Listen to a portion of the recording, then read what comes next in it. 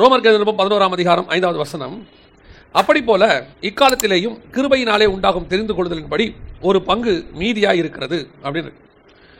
இந்த வசனத்தில், இந்த 11ஆம் அதிகாரத்தில் 2 வகையான கூட்டத்தை குறித்து பவுல் பேசுகிறார். அதில் ஒன்று, கிருபையினாலே கர்த்தர் ஒரு மீதியான கூட்டத்தை வைத்திருக்கிறார். இந்த மீதியான கூட்டம் எதற்காக ஆண்டவர் வச்சிருக்கிறாரு? இப்போ நீங்கள் நானெல்லாம் மீதியான கூட்டம் எப்படி அப்படின்னு கேட்டால், ஒரு சகோதர நிமித்தமாக ஒரு கேள்வி கேட்டார். என்ன கேள்வி கேட்டார்னா, ரட்சிக்கப்பட்ட உடனேயே ஆண்டவர் ஏன் நம்மளை பரலோகத்துக்கு கூட்டிகிட்டு போகல? நம்ம தான் ஆண்டவரை ஏற்றுக்கொண்டோம், ரத்தத்தால் கழுவப்படுகிறோம், கழுவப்பட்ட உடனே நம்மளை சுத்திகரித்த உடனே ஏன் ஆண்டவர் நம்மளை பரலோகத்துக்கு கூட்டிகிட்டு போயிடலாமே, அதற்கு பிறகு நம்மளை ஏன் இங்கே வைக்கணும்? அதற்கு பிறகு வைக்கிறதுனால தானே நமக்கு இந்த மாதிரி பின்மாற்றம், விழுந்து போகுதல், இந்த மாதிரி காரியம்லாம் நடக்குது. நாம் பரலோகத்துக்கு போகணும் தேவன் விரும்பினார்னா உடனே நம்மளை கூட்டிகிட்டு போயிடலாமே அப்படின்னு கேட்டார். இந்த வசனத்தில் தான் அதற்கான பதில் இருக்கிறது.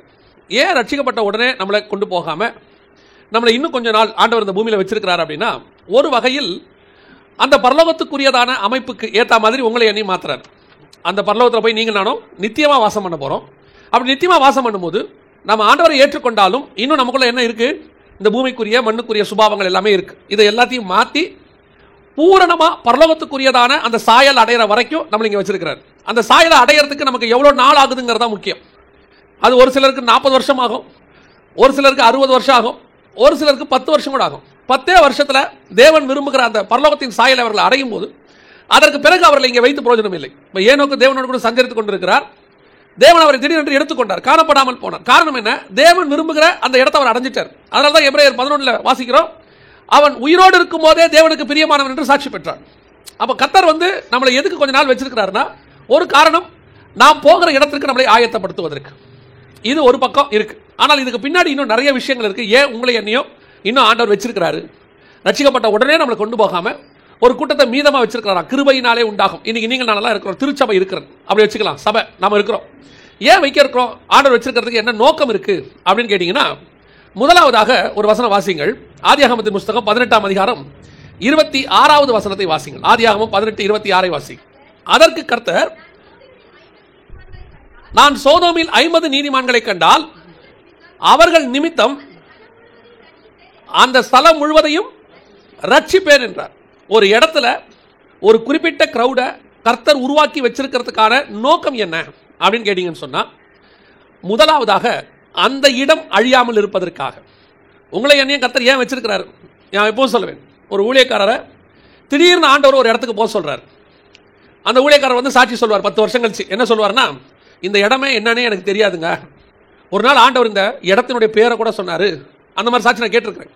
பேரை கூட சொன்னார், அந்த இடத்துக்கு போக சொன்னார். நான் அந்த இடத்துக்கு வந்தேன், எனக்கும் இந்த இடத்துக்கும் சம்மந்தமே இல்லை. ஆனால் வந்து பார்க்குறேன், இந்த இடத்துல ஊழியமே பண்ண முடியாது. இங்கே இருக்கிற அத்தனை பேர் எப்படி இருந்தாங்க? மோசம். நான் திரும்பி போயிடலான்னு கூட நினச்சேன். ஆனால் கர்த்தர் என்னை இங்கே இருக்க வச்சாரு.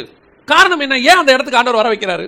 எதனால் அந்த இடத்துக்கு வந்தார் அப்படின்னா, நான் நம்புவேன் இந்த வசனத்தின்படி அதற்கு முன்பாக அந்த இடம் தேவனுடைய பார்வையில் அழிவுக்கு நேராக வந்துவிட்டது. அங்கே இருக்கிறவர்கள் ஏகமாய் கெட்டு போனார்கள். அந்த ஸ்தலம் முழுவதும் அழிக்கப்படுகிற நிலைமைக்கு வந்திருக்கும். அப்படி அழிக்கப்படுகிற நிலைமைக்கு வந்த உடனே அந்த இடத்தை காப்பாற்றுவதற்கு கர்த்தருக்கு இருக்கிற கடைசி வாய்ப்பு அங்கே 10 நீதிமான்களை உருவாக்குவது, அந்த இடத்துக்கு ஒரு திருச்சபையை உருவாக்க முயற்சி செய்வது. அந்த இடத்தில் ஒரு திருச்சபை உருவாகிவிட்டால் அங்கே இருக்கிற இயேசுவின் ரத்தத்தாலே கழுவப்பட்ட நீதிமான்களின் நிமித்தம் அந்த இடம் அழியாதபடிக்கு பாதுகாக்கப்படும். அல்லேலூயா. அப்படித்தான் ஒவ்வொரு சபையும் உருவாக்கப்படுதுன்னு நான் விசுவாசிக்கிறேன். ஒவ்வொரு ஸ்தலத்திலையும் ஒரு சபையை கர்த்தர் வச்சு அங்கே ஒரு 10 நீதிமான்களை 50 நீதிமான்களை ஏன் உருவாக்குறார்? அதுக்கு என்ன காரணம் அப்படின்னு கேட்டீங்கன்னு சொன்னா, அந்த இடம் அழிவுக்கு நேராக வந்திருக்கும். பல இடங்கள்ல நம்ம பார்க்கிறோம், கஷ்டப்பட்டு போய் மிஷனரிகள் ஊழியம் பண்ணுவாங்க. கர்த்தர் சொல்லியிருப்பார் இந்த இடத்துக்கு போகணும். அந்த இடத்துக்கு சாதாரணமாக நார்மலாகவே அங்கே போய் வாசம் பண்ண முடியாது. அவ்வளவு கடினமான கிளைமேட் கண்டிஷனாக இருக்கும், அவ்வளவு கடினமான ஒரு ஸ்தலமாக இருக்கும், வனாந்தரமாக இருக்கும், காடாக இருக்கும், எப்படி வேணா இருக்கும், மனுஷனை சாப்பிட்ற ஜனங்க இருக்கிற ஏரியா கூட இருக்கும். ஆனால் அந்த இடத்துல ஒரு பாரத்தை கொடுத்து ஆண்டவர் அனுப்பி விடுவார். என்ன நோக்கம் அப்படின்னு கேட்டிங்கன்னா, அந்த இடத்தில் போய் அந்த ஊழியக்காரன், அந்த திருச்சபை ஒரு 10 ஆத்மா உருவாக்கிருச்சு, 5 ஆத்மா உருவாக்கிருச்சுன்னா அவர்கள் நிமித்தம் கர்த்தர் அந்த இடத்தை ரட்சிப்பார். அதனால தான் உங்களையும் என்னையும் ஆண்டவர் இந்த இடத்துல வச்சிருக்கிறார். நான் நம்புவேன், திருச்சபை என்று ஒன்று இந்த பூமியில இருக்கிற வரைக்கும் தான் இந்த பூமிக்கே பாதுகாப்பு. என்னைக்கு திருச்சபை எடுக்கப்படுகிறதோ அன்னைக்கு இந்த பூமி அழிவுக்கு நேராக போகும். கர்த்தர் இந்த பூமியை அழிக்க தொடங்குவார். சபை எடுத்துக்கொள்ளப்பட்ட பிறகு 7ஆம் அதிகாரத்திலிருந்து வெளிப்படுத்தின விசேஷத்தை வாசித்து பாருங்க. 8ஆம் அதிகாரத்தில் 1வது வசனத்தில் அரை மணி நேரம் அமைதல் உண்டாயிட்டுன்னு இருக்கு. முதல் 3 வசனத்தில். அதற்கு பிறகு படிப்படியாக அழியும். 3 ஒரு பங்கு அழிஞ்சுக்கிட்டே வரும். இப்போ நீங்களும் நானும் பார்க்குற அழிவுலாம் அழிவு கிடையாது. இதெல்லாம் பேரழிவுன்னு நம்ம சொல்கிறோமே, இதெல்லாம் பேரழிவு கிடையாது. இதுக்கப்புறம் வரப்போகிறது தான் பேரழிவு. அதாவது இப்போ நாம் இருக்கிற இந்த பூமியில் ஒரு சுனாமி வருது. அதற்கு பிறகு நம்ம ரிக்கவரி ஆகிறோம். ஆனால் ரிக்கவரியே ஆக முடியாத பேரழிவு ஒன்று வரும். அந்த பேரழிவுக்கு காரணம் என்ன அப்படின்னு கேட்டிங்கன்னா, இந்த பூமியில் நீதிமான்கள் இல்லாமல் போவது, பரிசுத்த சபை இல்லாமல் போவது. பல நேரங்களில் கிறிஸ்தவ எதிர்ப்பாளர்கள் ஒரு வார்த்தை சொல்லுவாங்க. அவங்க என்ன சொல்லுவாங்கன்னா, கிறிஸ்தவங்கள்லாம் நீங்கள் எருசலேமுக்கு போங்களேன், ஏன் இங்கே இருக்கீங்க? அதுவும் சொல்லுவாங்க, இந்தியாவில் ஏன் இருக்கிறீங்க? இந்தியாவில் நம்ம இருக்கிறதுக்கு அடிப்படை உரிமை இருக்குது, அதை விட்டுருவோம். சட்டப்படி நமக்கு உரிமை இருக்குது. நம்ம அந்த கேள்வியில் யாரும் கேட்க முடியாது. கேட்குறவங்க மதியினர்கள், அவங்கள விட்டுருவோம். ஆனால் உண்மையிலே நான் என்ன சொல்கிறேன், அவங்களுக்கு ஒரு பதில். நாங்கள் இந்தியாவில் மட்டுமல்ல, உலகத்திலேயுமே எங்கேயும் இருக்க விரும்பல. எப்போ கூப்பிட்டாலும் மேலே போகிறதுக்கு ரெடியாக தான் இருக்கிறோம். அல்லேலூயா. ஆனால் நாங்கள் போனோம், அதுக்கப்புறம் தான் கதை தெரியும். இருக்கிற வரைக்கும் நம்ம அருமை தெரியாது பாருங்க. நம்ம யார் இந்த தேசத்துக்காக ஜோம் பண்ணுவான்னு நினைக்கிறீங்க? இந்த தேசத்துக்காக எந்த இதில் ஜோம் பண்ணுறாங்கன்னு நினைக்கிறீங்க? இந்த தேசத்தினுடைய தலைவருக்காக யார் ஜோம் பண்ணுறது? இந்த தேசத்தினுடைய பொருளாதாரத்துக்காக யார் ஜோம் பண்ணுறது? கேட்டாலும் கேட்காவிட்டாலும் நாம ஜோம் பண்ணிட்டு தான் இருக்கிறோம். நம் நிமித்தமாக, இங்கே இருக்கிற நீதிமான்கள் நிமித்தமாக கர்த்தர் இந்த பூமியையும் நம்முடைய தேசத்தையும் பாதுகாத்துக் கொண்டிருக்கிறார். அல்லேலூயா. நான் இந்த கொரோனா பீரியட்ல தெளிவாக சொல்லுவேன். நேற்று கூட பேசிக்கிட்டு இருந்தோம். நேற்று ஜெர்மனியில் லாக்டவுன் இன்க்ரீஸ் பண்ணிட்டாங்க. லாக்டவுன் வந்து எக்ஸ்டெண்ட் பண்ணியாச்சு. ஏன்னா அங்கே வேகமாக பரவுது.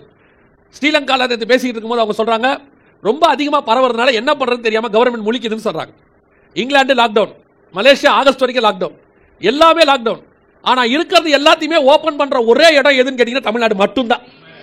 அப்போ நேற்று நான் வந்து ஆச்சரியமாக கேட்டேன், ஒருவேளை உண்மையிலேயே இங்கே கொரோனா இல்லையா, இல்லை சும்மா கதை விட்றாங்களா அப்படின்னு சொல்லி ஒரு நேற்று காரில் ட்ராவல் போயிட்டு அப்படி வரும்போது பார்க்குறேன், ஒருத்தரும் இந்த சோஷியல் டிஸ்டன்ஸு, இந்த மாஸ்க்கு அதெல்லாம் மறந்துட்டாங்க. அவங்களுடைய மைண்ட்லேருந்தே போயிடுச்சு. ரொம்ப கேஷுவலாக இருக்காங்க. அது தப்பு தான். மாஸ்க் போடணும், சோஷியல் டிஸ்டன்ஸ் மெயின்டைன் பண்ணணும். நான் சொல்கிறது உலகத்திலேயே சொல்கிறேன். அதாவது தமிழ்நாடு முழுக்க பார்க்குறோம். ரொம்ப கேஷுவல் ஆகிட்டே போகுது. ஆனால் நான் ஒருவேளை இது பொய்யா இருக்குமோ, உண்மையில கொரோனா இருக்கு நமக்கு பொய் சொல்கிறாங்களோ நினச்சிக்கிட்டு எனக்கு ஒரு கவர்மெண்ட் ஹாஸ்பிட்டலில் தெரிஞ்சவங்க ஒருத்தர் இருக்கிறாங்க. அவங்களுக்கு ஃபோன் பண்ணி அப்படி சும்மா பேச்சு கொடுத்தேன். என்ன இந்த மாதிரி கொரோனா உலகமே லாக்டவுனில் போயிட்டு இருக்கு, நம்ம தமிழ்நாட்டில் மட்டும் இப்படி ஓப்பன் பண்ணி விட்டுட்டே இருக்காங்களே, கேஸ் எல்லாம் எப்படி வருதுன்னு. அப்போ அவங்க சொன்னாங்க, அண்ணே கேஸ் ரொம்ப குறைஞ்சிருச்சுண்ணே. அவங்க சொல்கிறாங்க, அண்ணா கேஸ் ரொம்ப உண்மையிலே குறைஞ்சிருக்குண்ணே, ஆரம்பத்தில் இருந்த மாதிரி இல்லை, 1-2 தான் வருது. அப்போ நான் நினைக்கிறேன், மற்ற தேசத்துக்கு எப்படியோ தெரியாது, நம் நிமித்தம் கர்த்தர் இந்த தேசத்தை ஆசீர்வதிக்க தொடங்கி இருக்கிறார். யார் ஜெபம் பண்ணா கொரோனாக்காக? எல்லாரும் மருந்து கிடைக்கணும் தான் ஜெபம் பண்ணாங்க. நாம கர்த்தர் சுகமாக்கணும்னு ஜெபம் பண்ணோம். இன்னும் மருந்து முழுமையா கிடைக்கல, ஆனாலும் கர்த்தர் நம்மளை விடுதலையாய் உலாவ வச்சிருக்கிறார் பாருங்க. நல்லா பீஸ்ஃபுல்லா போயிட்டு வரோம். இன்னைக்கும் போய் ஹோட்டல்ல உட்காந்து நேற்று நைட்டு பார்க்குறோம், சாயங்காலம் எல்லா ஹோட்டல்லையும் கூட்டம் அப்படியே ஃபுல்லா இருக்கு. அப்படியே ஒவ்வொரு ஹோட்டலையும் சாயங்காலம் வரும், மீட்டிங் முடிச்சுட்டு வரும்போது பார்க்குறோம் எல்லா ஹோட்டலும் ஃபுல்லா இருக்கு. அப்பதான் யோசிக்கிறேன், அப்போ உண்மையிலே என்னதான் இருக்கு? குறைஞ்சுதான் இருக்கு, வியாதி குறைஞ்சுதான் இருக்கிறது. கர்த்தர் நம்மேல் கிருபையாக இருக்கிறார். நாம் தான் அந்த கிருபையாய் மீந்து இருக்கிற கூட்டம். நாம் இருக்கிற வரைக்கும் தான் அந்த இடத்துக்கு ஆசீர்வாதம், நாம் இருக்கிற வரைக்கும் தான் அந்த ஸ்தலத்துக்கு ஆசீர்வாதம், அந்த தேசத்துக்கு ஆசீர்வாதம். சில நேரத்தில் நீங்க என்ன நினைக்கிறீங்கன்னா, எதனால ஆண்டவர் என் குடும்பத்தில் என்ன மட்டும் ரட்சித்தாரு, எதனால இந்த ஆபீஸ்ல நான் மட்டும் ரட்சிக்கப்பட்டிருக்கிறேன், எல்லாரும் எனக்கு அகைன்ஸ்டா இருக்கிறாங்களே, நான் மட்டும் ரட்சிக்கப்பட்டிருக்கிறேன். ஏன் தெரியுமா? அந்த குடும்பத்தில் நீங்க ரட்சிக்கப்பட்டாதான் அந்த குடும்பத்தையே காப்பாற்ற முடியும். அந்த குடும்பம் கர்த்தருடைய பார்வைக்கு நேராக அழிவுக்கு நேராக வந்திருக்கலாம். அது என்ன ரீசன் இருக்கும் நமக்கு தெரியாது. அது மறைமுகமான பாவங்களாக இருக்கலாம், வெளிப்படையான பாவங்களாக இருக்கலாம். அந்த குடும்பம் அழிவுக்கு நேராக வந்திருக்கும். அந்த இடத்துல ஒரு நீதிமானை உருவாக்கி விட்டால் அந்த குடும்பத்தை காப்பாற்றிடலாம். ஏன்னா கர்த்தராகிய இயேசு கிறிஸ்துவை விசுவாசி, அப்போது நீயும் உன் வீட்டாரும் ரட்சிக்கப்படுவீர்கள். இது கர்த்தர் கொடுத்திருக்கிற வாக்குத்தத்தம். உன் ஒருத்தன் நிமித்தம் கர்த்தர் உன் குடும்பத்தை காப்பாற்றிடுவார். நீங்க எப்படி பாக்குறீங்கன்னா, நெகட்டிவா பாக்குறீங்க. நான் மட்டும் தானே ரட்சிக்கப்பட்டிருக்கேன், இன்னும் யாருமே ரட்சிக்கப்படலையே அப்படின்னா ஏன் பயங்கர எதிர்ப்பு இருக்குது. ஆண்டவர் ஏன் தான் என்ன உபத்திரவத்தில் வச்சிருக்கிறாரோ? நீ உபத்திரவத்தில் வைக்கப்படல, நீ அந்த குடும்பத்துக்கு ரட்சகனாக வைக்கப்பட்டிருக்கிறாய். அந்த குடும்பத்துக்கு பாதுகாப்பு நீ ஒரு ஆள் தான். அவ்வளோ பெரிய கப்பலுக்கு ஒரு நங்கூர பாதுகாப்பு இருக்கிற மாதிரி அந்த முழு குடும்பத்துக்கு நீ ஒரு ஆள் தான் பாதுகாப்பு. நீ ஒரு ஆள் அங்க இல்ல, அந்த குடும்பம் ஒரு நாள் காணாமல் போகும், அழிந்து போகும். சில நேரத்தில் குடும்பமே சேர்ந்து ஆளை விரட்டி விட்டுரும். பார்த்துருக்கீங்களா? நீ எங்கிட்ட வராத, இயேசு ஏத்துக்கிட்டா வெளியே போ அப்படின்னு விரட்டி விட்டுருவாங்க. நான் சொல்லுவேன், விரட்டி விட்ட குடும்பத்தோடு கர்த்தர் இல்லை, விரட்டப்பட்ட உன்னோடு தான் கர்த்தர் இருந்தார். எல்லாரும் உதாசீனப்படுத்தின உன்னோடு தான் கர்த்தர் இருந்தார். கடைசியில் ஒரு நாள் எப்படி வந்து முடியும் தெரியுமா? விரட்டினவங்க எல்லாம் உங்ககிட்ட வந்து சேரும்படி கர்த்தர் செய்வார். காரணம், கர்த்தர் உங்களோடவே வெளியே வந்துட்டார் வீட்டை விட்டு. நீங்க பைபிள் எடுத்து பாருங்க. எப்போ யோசேப்பை தூக்கி குழியில போட்டாங்களோ, அதுக்கப்புறம் பைபிள் யோசேப்புக்கு பின்னாடி தான் போகும். நீங்க இந்த விஷயத்தை ஒன்று புரிஞ்சுக்கணும். பைபிள் யார் பக்கத்தில் போதோ, யாரை பத்தி சொல்லிக்கிட்டே வருதோ, கர்த்தர் அவங்களோட இருக்கிறான்னு அர்த்தம். கர்த்தர் யார் கூட இருக்கிறாரோ அவங்கள பத்தி தான் பைபிள் என்ன செய்யும், சொல்லிட்டே வரும். இந்த சகோதரர்கள் தூக்கி குழியில யோசேப்பை போட்ட உடனே பைபிள் யார் பின்னாடி போகும், யோசேப்புக்கு பின்னாடி போகும். அவன் அங்க கொண்டு போனாங்க, எகிப்து கொண்டு போனாங்க, சிறைச்சாலையில வச்சாங்க. ஏன் அவன் பின்னாடியே பைபிள் போகுதுன்னா, கர்த்தர் யார் கூட போயிட்டாரு, யோசேப்போட போயிட்டாரு. ஏன் அந்த சகோதரர்களை பத்தி அதுக்கப்புறம் எழுதலைன்னா, கர்த்தர் அவளோட கூட இல்லைன்னு அர்த்தம். ஆவியானவர் எங்கே அசைவாடுகிறாரோ அவர்களை பத்தி மட்டும் தான் ஆண்டவர் எழுதுவார். அப்போ உன் வீட்டை விட்டு உன்னை விரட்டினாங்கன்னா கர்த்தர் உன் கூடவே வெளியே வந்துட்டாருன்னு அர்த்தம். நீ வந்து அதுக்கப்புறம் நீங்க பாடுபட்டீங்க, கஷ்டப்பட்டீங்க, மேல வந்தீங்க, அது வேற. கர்த்தர் ஆனா அவைகளுக்கு எல்லாவற்றுக்கும் நடுவில் உங்க கூடவே இருந்தார். குழியில போடும் போதும் கூட இருந்தார், பெலிஸ்தர் இடத்துல விற்கும் போதும் உங்க கூட இருந்தார், இஸ்மவேல் இடத்துல கொடுக்கும் போதும் உங்க கூட இருந்தார், போர்த்திபார் வீட்லயும் உன்னோடு இருந்தார், சிறைச்சாலையிலும் உன்னோடு இருந்தார். அந்த தேவன் உன்னை உயர்த்தி பிரதமராக வைக்கிற வரைக்கும் உன் கூடவே இருப்பார். ஒரு நாள் உன்னை விரட்டி விட்ட, குழியில போட்ட அத்தனை பேரும் உனக்கு முன்பாக வந்து முழங்கால் படியிருக்கிற காலம் வரைக்கும். அப்ப தெரிஞ்சிருக்கும் இவனை தூக்கி போட்டது தப்பு, இவனை விட்டது தப்பா போச்சு. ஏன் இவனை அப்படி விட்டது? அதனால யோசேப்பு சொல்லுவான், நீங்க என்ன அப்படி அனுப்புனதுனால தான் நான் இந்த அளவுக்கு வந்தேன். உங்க கூடவே இருந்தா அதோட மறைமுக அர்த்தம் என்னன்னா, உங்க கூடவே இருந்தா நான் நாசமா போயிருப்பேன். ஆமா தானே? அவனும் கூட வந்தா அவனும் பஞ்சத்துல என்ன இருப்பான்? இவங்கள மாதிரியே எகிப்துக்கு அரிசி கட்டு ஓடி வந்திருப்பார், நெல்லை கட்டு ஓடி வந்திருப்பாரு. அவரை உபத்திரவத்தில் தள்ளினது உயர்த்தப்படுவதற்கு காரணமாக அமைந்தது. அப்ப தேவன் உங்க குடும்பத்தில் உங்களை மட்டும் ரட்சித்தாரு, நீங்க மட்டும் உங்க ஆபீஸ்ல ரட்சிக்கப்பட்டிருக்கீங்க, மேலதிகாரிகள் ரட்சிக்கப்படல, என்ன ஏன் இவ்வளவு கஷ்டப்படுத்துறாங்க, அவர் என்ன கண்டாலே முடிக்கல, வெறுப்பா இருக்கிறாரு. உண்மை உண்மை. ஒரு நாள் வரும், அந்த மேலதிகாரியே உன்னை கூப்பிட்டு ஜெபம் பண்ணுங்கிற இடத்துக்கு கர்த்தர் கொண்டு வருவார். அந்த முழு ஆபீஸுடைய ரட்சிப்பு உன் கையில் தான் இருக்கிறது. இன்னைக்கு நமக்கு அந்த விசுவாசம் இல்லாமல் போயிருச்சு. ஒரு 20 வருஷத்துக்கு முன்னாடி எல்லாம் எனக்கு நல்லா தெரியும், எந்த ஹாஸ்பிட்டலுக்கு போனாலும் அங்கே ஒரு பிரேயர் மீட்டிங் இருக்கும். நர்சஸ்லாம் சேர்ந்து என்ன செய்வாங்க, ஒரு பிரேயர் மீட்டிங் வச்சிருப்பாங்க. எந்த கவர்மெண்ட் ஆஃபீஸ்க்கு போனாலும் அங்கே ஒரு பிரேயர் குரூப் ஒன்று இருக்கும். அங்கே போகும்போதெல்லாம் இந்த வார்த்தையை கேட்போம், எங்கள் ஆஃபீஸில் இப்படி ஒரு பிரேயர் குரூப் இருக்கு, எங்களுடைய ஹாஸ்பிட்டலில் இப்படி ஒரு பிரேயர் செல் வச்சிருக்கிறோம், நீங்கள் வாங்க அப்படின்னு கூப்பிடுவாங்க. அங்கே வர பேஷண்ட்ஸ்க்கு ஜோம் பண்ணுவாங்க. இப்போ அந்த மாதிரி கூட்டங்கள் ரொம்ப என்னவாயிருச்சு, கம்மியாயிருச்சு, குறைஞ்சு போச்சு. என்ன காரணம் அப்படின்னு கேட்டா, நீங்க நெகட்டிவா யோசிக்க ஆரம்பிச்சிட்டீங்க. இந்த ஹாஸ்பிட்டல்ல நான் மட்டும் தான் ரட்சிக்கப்பட்டிருக்கேன், இந்த ஆபீஸ்ல நான் மட்டும். ஏன்னா நீ அங்க ஒரு பிரேயர் செல்ல உருவாக்குவன் தான் கர்த்தர் உன்னை ரட்சித்ததே. இல்லைன்னா ஆண்டவர் வேற யாராவது ரட்சித்திருப்பார். அந்த இடத்திற்கு நீ தான் நீதிமான். நீ இருக்கிறது நிமித்தம் தான் அந்த இடம் இன்னும் அழியாமல் இருக்கிறது. உங்க ஏரியாவில் நீங்க இருக்கிற நிமித்தம் தான் இன்னும் பாதுகாப்பு. உங்க ஏரியாவில் நீங்க நினைப்பீங்க, என் தெருவே மோசமான தெரு, தனியா நடந்து போறதே கஷ்டம், எல்லாம் மோசமானவன், குடிகாரன், அப்படி இப்படினீங்கன்னா, ஏன் அதுக்கு நடுவில் கர்த்தர் உங்களை ரட்சித்திருக்கிறார்னா, அந்த முழு தெருவும் கர்த்தருடைய பார்வைக்கு அழிவுக்கு நேராக வந்து விட்டது.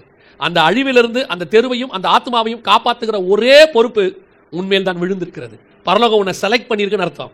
உன் குடும்பத்தில் உன்னை செலக்ட் பண்ணிருக்கு, உன் தெருவில் உங்களை செலக்ட் பண்ணிருக்கு, உங்க ஆஃபீஸில் உங்களை செலக்ட் பண்ணிருக்கு, உங்களுடைய வேலைத்தளத்தில் உங்களை தான் செலக்ட் பண்ணிருக்கு பரலோகம். அது நிமித்தமாக, உங்கள் நிமித்தமாக அந்த ஸ்தலம் பாதுகாக்கப்படுது. நம்ம எம்என்சி கம்பெனியில் வேலை செய்யும் போது வாலிப பிள்ளைகள் கேட்குறாங்க, வாலிப பசங்களாம் கேட்குறாங்க, நீங்க சர்ச்சில் ஒரு மாதிரி டாக்டரின் கொடுக்குறீங்க, உபதேசம், எங்க ஆஃபீஸ் வேற மாதிரி இருக்கு, உலகம் வேற மாதிரி இருக்கு, எங்களால் அங்கே போய் என்ன செய்ய முடியல, இந்த உபதேசத்தை ஃபாலோ பண்ண முடியல, ரொம்ப கஷ்டம். சிலர்லாம் சொல்லுவாங்க, கொஞ்சம் அட்ஜஸ்ட் பண்ணி தான் போகணும், கொஞ்சம் நெளிவு சுழிவோடு தான் போகணும், இல்லைனா இந்த உலகத்துல வாழ முடியாது. அவங்களுக்கு ஏற்ற மாதிரி நம்மளும் மாறினாதான் முடியும். அவங்களுக்கு ஏற்ற மாதிரி மாறினீங்கன்னா அவங்களுக்கு கிடைக்கிற ஆசீர்வாதம் உங்களுக்கு கிடைக்கும், நீங்களும் அவ்வளோ மாதிரியே இருப்பீங்க. ஆனா தேவன் நியமிச்சு வச்சிருக்கிற ஆவிக்குரிய ஆசீர்வாதம் உங்களுக்கு வராது. அதே நேரத்தில் நீங்கள் தேவனுக்கு என்று வைராக்கியமாய் அங்கே நிற்பீர்களானால் ஒரு நாள் வரும், உங்களை போல அவர்கள் மாறுவார்கள். அந்த ஆபீஸே உங்களை மாதிரி மாறும். மாறுமானா அதுக்கு தான் கர்த்தர் அங்க வச்சிருக்கிறார். உங்களை மாதிரி மாறுறதுக்கு தான் ஆபீஸ் இருக்கே ஒழிய, ஆபீஸ் மாதிரி மாறுறதுக்கு நீங்க இல்ல. உங்க ஏரியா உங்களை மாதிரி தான் மாறணுமே ஒழிய, நீங்க ஏரியா மாதிரி மாறக்கூடாது. இயேசு மாதிரி தான் உலகம் மாறணுமே ஒழிய, உலகம் மாதிரி இயேசுநாதர் மாற மாட்டார். அந்த 3 பேர் நெருப்புல தூக்கி போட்டாலும் போடா விட்டாலும் அவனுக்கு ஏத்த மாதிரி தான் ராஜா மாறணுமே ஒழிய, ராஜாக்கு ஏத்த மாதிரி அந்த 3 பேர் மாற மாட்டாங்க. சிங்கக்கேபில தூக்கி தானியேலை போட்டாலும் தானியேல் ராஜாக்கு ஏத்த மாதிரி மாற மாட்டான், ராஜா தானியேலுக்கு ஏத்த மாதிரி மாறுவார். அந்த 12 அப்போஸ்தலரை கூப்பிட்டு என்ன அடிச்சாலும் அவங்களுக்கு ஏத்த மாதிரி தான் அந்த உலகம் இன்னைக்கு மாறி இருக்கே ஒழிய, உலகத்துக்கு ஏத்த மாதிரி அந்த 12 பேர் மாறவில்லை. அப்படித்தான் நீங்களும் நானும். நீங்கள் மீந்திருக்கிற கூட்டம், நீங்கள் நானும் மீந்திருக்கிற கூட்டம். எதுக்கு வச்சிருக்கிறாரு?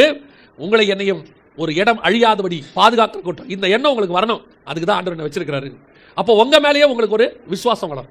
அப்ப நான் இருக்கும்போது இந்த ஸ்தலம் அழியாது, நான் இருக்கும்போது என் வீட்டில் ஒரு அழிவு வராது, என் நிமித்தம் கர்த்தர் காப்பாற்றுவார், என் ஒருத்த நிமித்தம் காப்பாற்றுவார். இது முதலாவதாக என்னது அவர்களை கர்த்தர் வைத்தது. இரண்டாவது, எசேக்கியேல் புத்தகம் 9ஆம் அதிகாரம் 4வது வசனத்தை வாசி. கர்த்தர் அவனை நோக்கி, நீ எருசலேம் நகரம் எங்கும் உருவ போய் அதற்குள்ளே செய்யப்படுகிற சகல அருவருப்புகளின் நிமித்தமும் பெருமூச்சு விட்டு அழுகிற மனுஷரின் நெற்றிகளில் அடையாளம் போடு என்றார். இப்போ ஆண்டவர் எதுக்கு 2வது ஒரு கூட்டத்தை வச்சிருக்கார் தெரியுமா? உங்களை என்னையும் முதலாவது நீங்கள் நானும் இருப்பதே பாதுகாப்பு. ரெண்டாவது, கர்த்தர் ஏன் உங்களை எண்ணி வச்சிருக்கிறாருன்னா அந்த இடத்துல நின்று ஜெபம் பண்ணுவதற்காக. உங்கள் நெத்திலையும் என் நெத்திலையும் ஒரு முத்திரை போட்டிருக்கிறார். அந்த முத்திரை உங்களையும் என்னையும் அழியாதபடி பாதுகாக்கிறது. நாம் இருக்கிறதுனால இடம் அழியாதது ஃபஸ்ட்டு. நான் சொல்கிறது நல்லா புரியுதா? நாம் இருக்கிறதுனால இடம் அழியாது, அந்த பகுதி பாதுகாக்கப்படும், அது ஃபஸ்ட். ரெண்டாவது, ஒரு லிமிட்டுக்கு மேலே அந்த இடம் அழிவுக்கு நேராக போகும், சோதமாக மாறிடும். ஆனால் நீங்கள் நானும் உள்ளே இருப்போம், நீதிமான்களாக லோத்துவை போல இருப்போம். ஆனால் உங்களை என்ன எதுக்கு அங்கே வச்சிருக்கிறான்னா, லாஸ்ட் என்னன்னா, உங்கள் நெத்திலேயே நெத்திலே ஒரு முத்திரை இருக்குது. நீங்களும் நானும் அங்கே நின்று ஜெபம் பண்ணணும். அந்த ஜெபம் எதுக்குன்னா, முதலாவது அந்த ஸ்தலத்தை காப்பாற்றுவதற்கு. ஒருவேளை அந்த ஸ்தலம் காப்பாற்ற முடியாத இடத்துக்கு போய்விட்டால் உங்கள் ஜெபம் அந்த ஸ்தலத்தை காப்பாற்றுகிறதோ இல்லையோ உங்களை காப்பாற்றும். அதுக்கு தான் கர்த்தர் உங்களை அங்கே வச்சிருக்கிறார். ஆண்டவர் தெரியாமல் வைக்கல. பல நேரங்களில் சில நேரத்தில் நம்ம யோசிக்கிறோம் தெரியுமா, சுத்தி உச்ச பாவம், இதுக்கு மேலே இங்கே இருக்கவே முடியாது, ஓடிடலாம் போல தோணும். ஆனால் கர்த்தர் அந்த இடத்துல உங்கள்கிட்ட என்ன எதிர்பார்க்குறாருன்னா, நீங்கள் அந்த ஸ்தலத்துக்காக நின்று ஜெபம் பண்ணுறீங்களா அப்படின்னு பார்க்குறாரு. இன்றைக்கி நம்ம ஜெபம் பண்ணுறோமா? நம்மகிட்ட இருக்கிறது எல்லாம் நெகட்டிவ் கன்ஃபெஷன் தான். நம்மகிட்ட இருக்கிறது எல்லாமே நெகட்டிவ் கன்ஃபெஷன். என்ன நெகட்டிவ் கன்ஃபெஷன்னா, இந்த இடம் உருப்படாது, அவன் திருந்த மாட்டான், அந்த குடும்பம் ரட்சிக்கப்படாது. சிலரெல்லாம் சொல்லுவாங்க, அக்கா தங்கச்சி யாருமே ரட்சிக்கப்பட்டிருக்க மாட்டாங்க, அண்ணன் தம்பிலாம் ரட்சிக்கப்பட்டிருக்க மாட்டாங்க. ஆனால் யாராவது உங்கள் அக்கா தங்கச்சிக்கெல்லாம் சுவிசேஷம் சொன்னீங்களா அப்படின்னு கேட்டால் அவங்க சொல்கிற வார்த்தை என்ன தெரியுமா? அவங்களாம் திமிர் பிடிச்சவங்க. இவங்க சொல்கிற வார்த்தை, அவங்களாம் திமிர் பிடிச்சவங்க, ரொம்ப ஆர்த்தடாக்ஸுங்க, அதெல்லாம் அந்த காலத்து வெறி பிடிச்சாலு, அதெல்லாம் வராது. ஏன் வராது? நீங்கள் நான் வந்திருக்கிறோமே. நீங்களும் நானுமே ரட்சிக்கப்பட்டிருக்கோம்னா யார் வேணாலும் ரட்சிக்கப்படுவான் உலகத்தில். நான் சொல்லுவேன், எப்போ நமக்கு அது தெரியணும். உங்களையும் என்னையுமே கர்த்தர் ரட்சித்துட்டாரு. உலகத்தில் யாரை ரட்சிக்கிறது கஷ்டம் சொல்லுங்க? உங்களுக்கு அப்படி தோணுது சில நேரத்தில், இந்த ஆள் இவரெல்லாம் ரட்சிக்கப்பட மாட்டார் அப்படின்னு உங்களுக்கு தோணுது. அந்த முடிவு எடுக்கிறதுக்கு நீங்களும் நானும் யாரு? நீங்கள் நானும் எப்படி அந்த முடிவு எடுப்பீங்க? இல்லைங்க, அவருடைய பார்வை வச்சு சொல்லிடுவாங்க, இல்லைங்க அவரை பாருங்க பயங்கர ஆர்த்தடாக்ஸ் ஆளாக இருக்கிறாரு. எங்களுக்கு ஒரு நண்பரை தெரியும், அவங்களுடைய குடும்பத்தில் ஒரு சகோதரன் இருந்தான். அவன் எப்படிப்பட்டவன்னா, கிறிஸ்தவர்களை கண்டாலே பிடிக்காது, ஆளை வச்சுலாம் மிரட்டுவான், கிறிஸ்தவர்களை ஆளை வச்சுலாம் மிரட்டுவான். ஒரு லெவலில் அவங்க தம்பி ஆண்டவர் ஏற்றுக்கொண்டான்னு சொல்லி சர்ச்சில் ஆராதனை இருக்கும்போது தம்பியை போய் உள்ளே போந்து சபைக்குள்ளேயே அடித்து கூட்டிகிட்டு போனான். அந்த மாதிரி ஒரு மனுஷன். அவர் ரட்சிக்கவே பட மாட்டார், அதெல்லாம் உருப்படவே மாட்டாருன்னு அவங்க தம்பியே முடிவு பண்ணிட்டார். அந்த அளவுக்கு போன ஒரு ஃபேமிலி. போன வருஷம் 2020 ஒருத்தர் என்னை பார்க்கணும்னு சொல்லிகிட்டே இருக்கிறாங்க. நானும் யாருன்னு சொல்லலை, சரி ஒரு நாள் ஆஃபீஸ்க்கு வர சொல்லுங்க பார்ப்போம் அப்படின்னு சொல்லி சொன்ன உடனே அவங்க வந்தாங்க. பார்த்தா ஆச்சரியப்பட்டு போனேன். எந்த மனுஷன் யாரை சபையில் வைத்து அடித்தாரோ அந்த மனுஷன் ரட்சிக்கப்பட்டவராக வந்து எதிரில் உட்கார்ந்திருக்கிறார். நாம் நினைக்கிறோம் இந்த சவுல் மாறவே மாட்டான், அவன் கொலைகாரன், அவன் நிருபம் எழுதி வாங்கியிருக்கிறான். அனனியாங்கிற ஊழியக்காரனே சொல்றான், ஆண்டவரே அவன் சபையில துன்புறுத்துகிறாச்சே. ஆண்டவர் சொல்றாரு, எனக்கு தெரியும், நீ போய் அவன் அபிஷேகம் பண்ணு. ஏன்? எந்த சவுலையும் பவுலாய் மாத்த கர்த்தரால் முடியும். ஆண்டவரால் ரட்சிக்க கூடாதபடிக்குங்கிற கரம் குறுகி போகவே இல்லை. எவரையும் கர்த்தரால் ரட்சிக்கப்பட முடியும். நீங்க யாரையும் டிசைட் பண்ணாதீங்க. உங்க வேலையும் என் வேலையும் தண்ணி மேல விதை போடுறது மட்டும். அது முளைக்குமா முளைக்காதான்னு நீங்க டிசைட் பண்ணாதீங்க. இன்னைக்கு நிறைய பேர் அவன் ரட்சிக்கப்பட மாட்டான், அவன் உருப்பட மாட்டான். நான் சொல்லுவேன், நீ ரட்சிக்கப்பட்டிருக்கியா? உலகத்தில் எவன் வேணாலும் ரட்சிக்கப்படுவான். நான் ஒரு விளையாட்டாக சொன்னாலும் அதில் ஒரு சீரியஸான விஷயம் இருக்குது. என்னென்னா, என்னெல்லாம் ஏன் ரட்சித்தாருன்றதுக்காக சொல்கிறேன். என் ஃப்ரெண்டு ஒருத்தர் வந்துக்கிறான், அவனையும் என்னையும் ஏன் கர்த்தர் ரட்சித்தாருன்றதுக்கு காரணம் இருக்குது. ஏன்னா நாங்கள் 2 பேரும் ரட்சிக்கப்படாமல் இருந்தோம்னா அந்த ஊர் கெட்டு போயிடும். அந்த ஊரை காப்பாற்றுறதுக்கு கர்த்தர் எங்களை ரட்சித்திருக்கிறார். நிஜம், நான் சொல்கிறது நிஜம். நாங்கள்லாம் ரட்சிக்கப்படாமல் இருந்தோம்னா ஒரு வழியும் உருப்படவே விட மாட்டோம். அத்தனை பேரையும் காப்பாற்றுறதுக்கு ஒரே வழி இவனை ரட்சித்துரு. இவன் அங்கிருந்து வந்துட்டானே அவனெல்லாம் காப்பாற்றிடலாம். அப்படி இருந்த எங்களையே கர்த்தர் ரட்சித்து இன்னைக்கு ஆண்டவருடைய வார்த்தையை பேச வச்சிருக்கிறார்னா யாரையும் ரட்சிக்க கர்த்தர் வல்லமையுள்ளவராக இருக்கிறார். we never decide. யாரையுமே சொல்லாதீங்க. நீங்கள் பண்ணுகிற ஜெபம் ஒரு நாளும் விருதாவாய் போகவே போகாது. நீங்க யாருக்காவது ஜெபம் பண்றீங்க ரட்சிக்கப்படணும்னு, அவன் ஒரு நாள் ஆண்டவரை கண்டிப்பாக ஏற்றுக்கொள்வான். வந்து நிப்பா முன்னாடி. ஆச்சரியமா இருக்கும். ஒருவேளை உங்கள் கண்கள் காணாவிட்டாலும் உங்கள் ஜெபம் ஒரு மனுஷனை ரட்சிக்கும். ஒரு ஊழியக்காரர் ஒரு மனுஷனுக்காக 30-40 வருஷம் ஜெபம் பண்ணியிருக்கிறார். அவர் மரணம் வரைக்கும் அவர் ரட்சிக்கப்படவே இல்லை. அப்போ ஆனால் அந்த மனுஷனை பார்க்கும்போதெல்லாம் சுவிசேஷம் சொல்லுவாராம், தம்பி ஆண்டவர் ஏற்றுக்குவா. 30 வருஷம் சொல்லியிருக்காரு. ஒரு நாள் இவன் அந்த வழியாக போகும்போது அந்த வழியாக நின்று இவனை பார்த்து சொல்லுவாரா, எப்போ பார்த்தா அவரை காணும். அப்போ இவனுக்கு இங்கே ஒரு ஆள் நம்மளை பார்த்து போகும்போது வரும்போதெல்லாம் சொல்லுவானே, நான் 2 மணி நேரம் ஆளை காணுமே அப்படின்னு சொல்லிட்டு கேட்டுருக்கிறாங்க.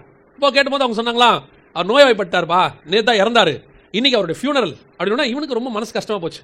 ரொம்ப வருத்தப்பட்டு அந்த ஃபியூனரலுக்கு போயிருக்கான். அந்த ஃபியூனரலில் அவர் பாடி வச்சிருக்கிறாங்க.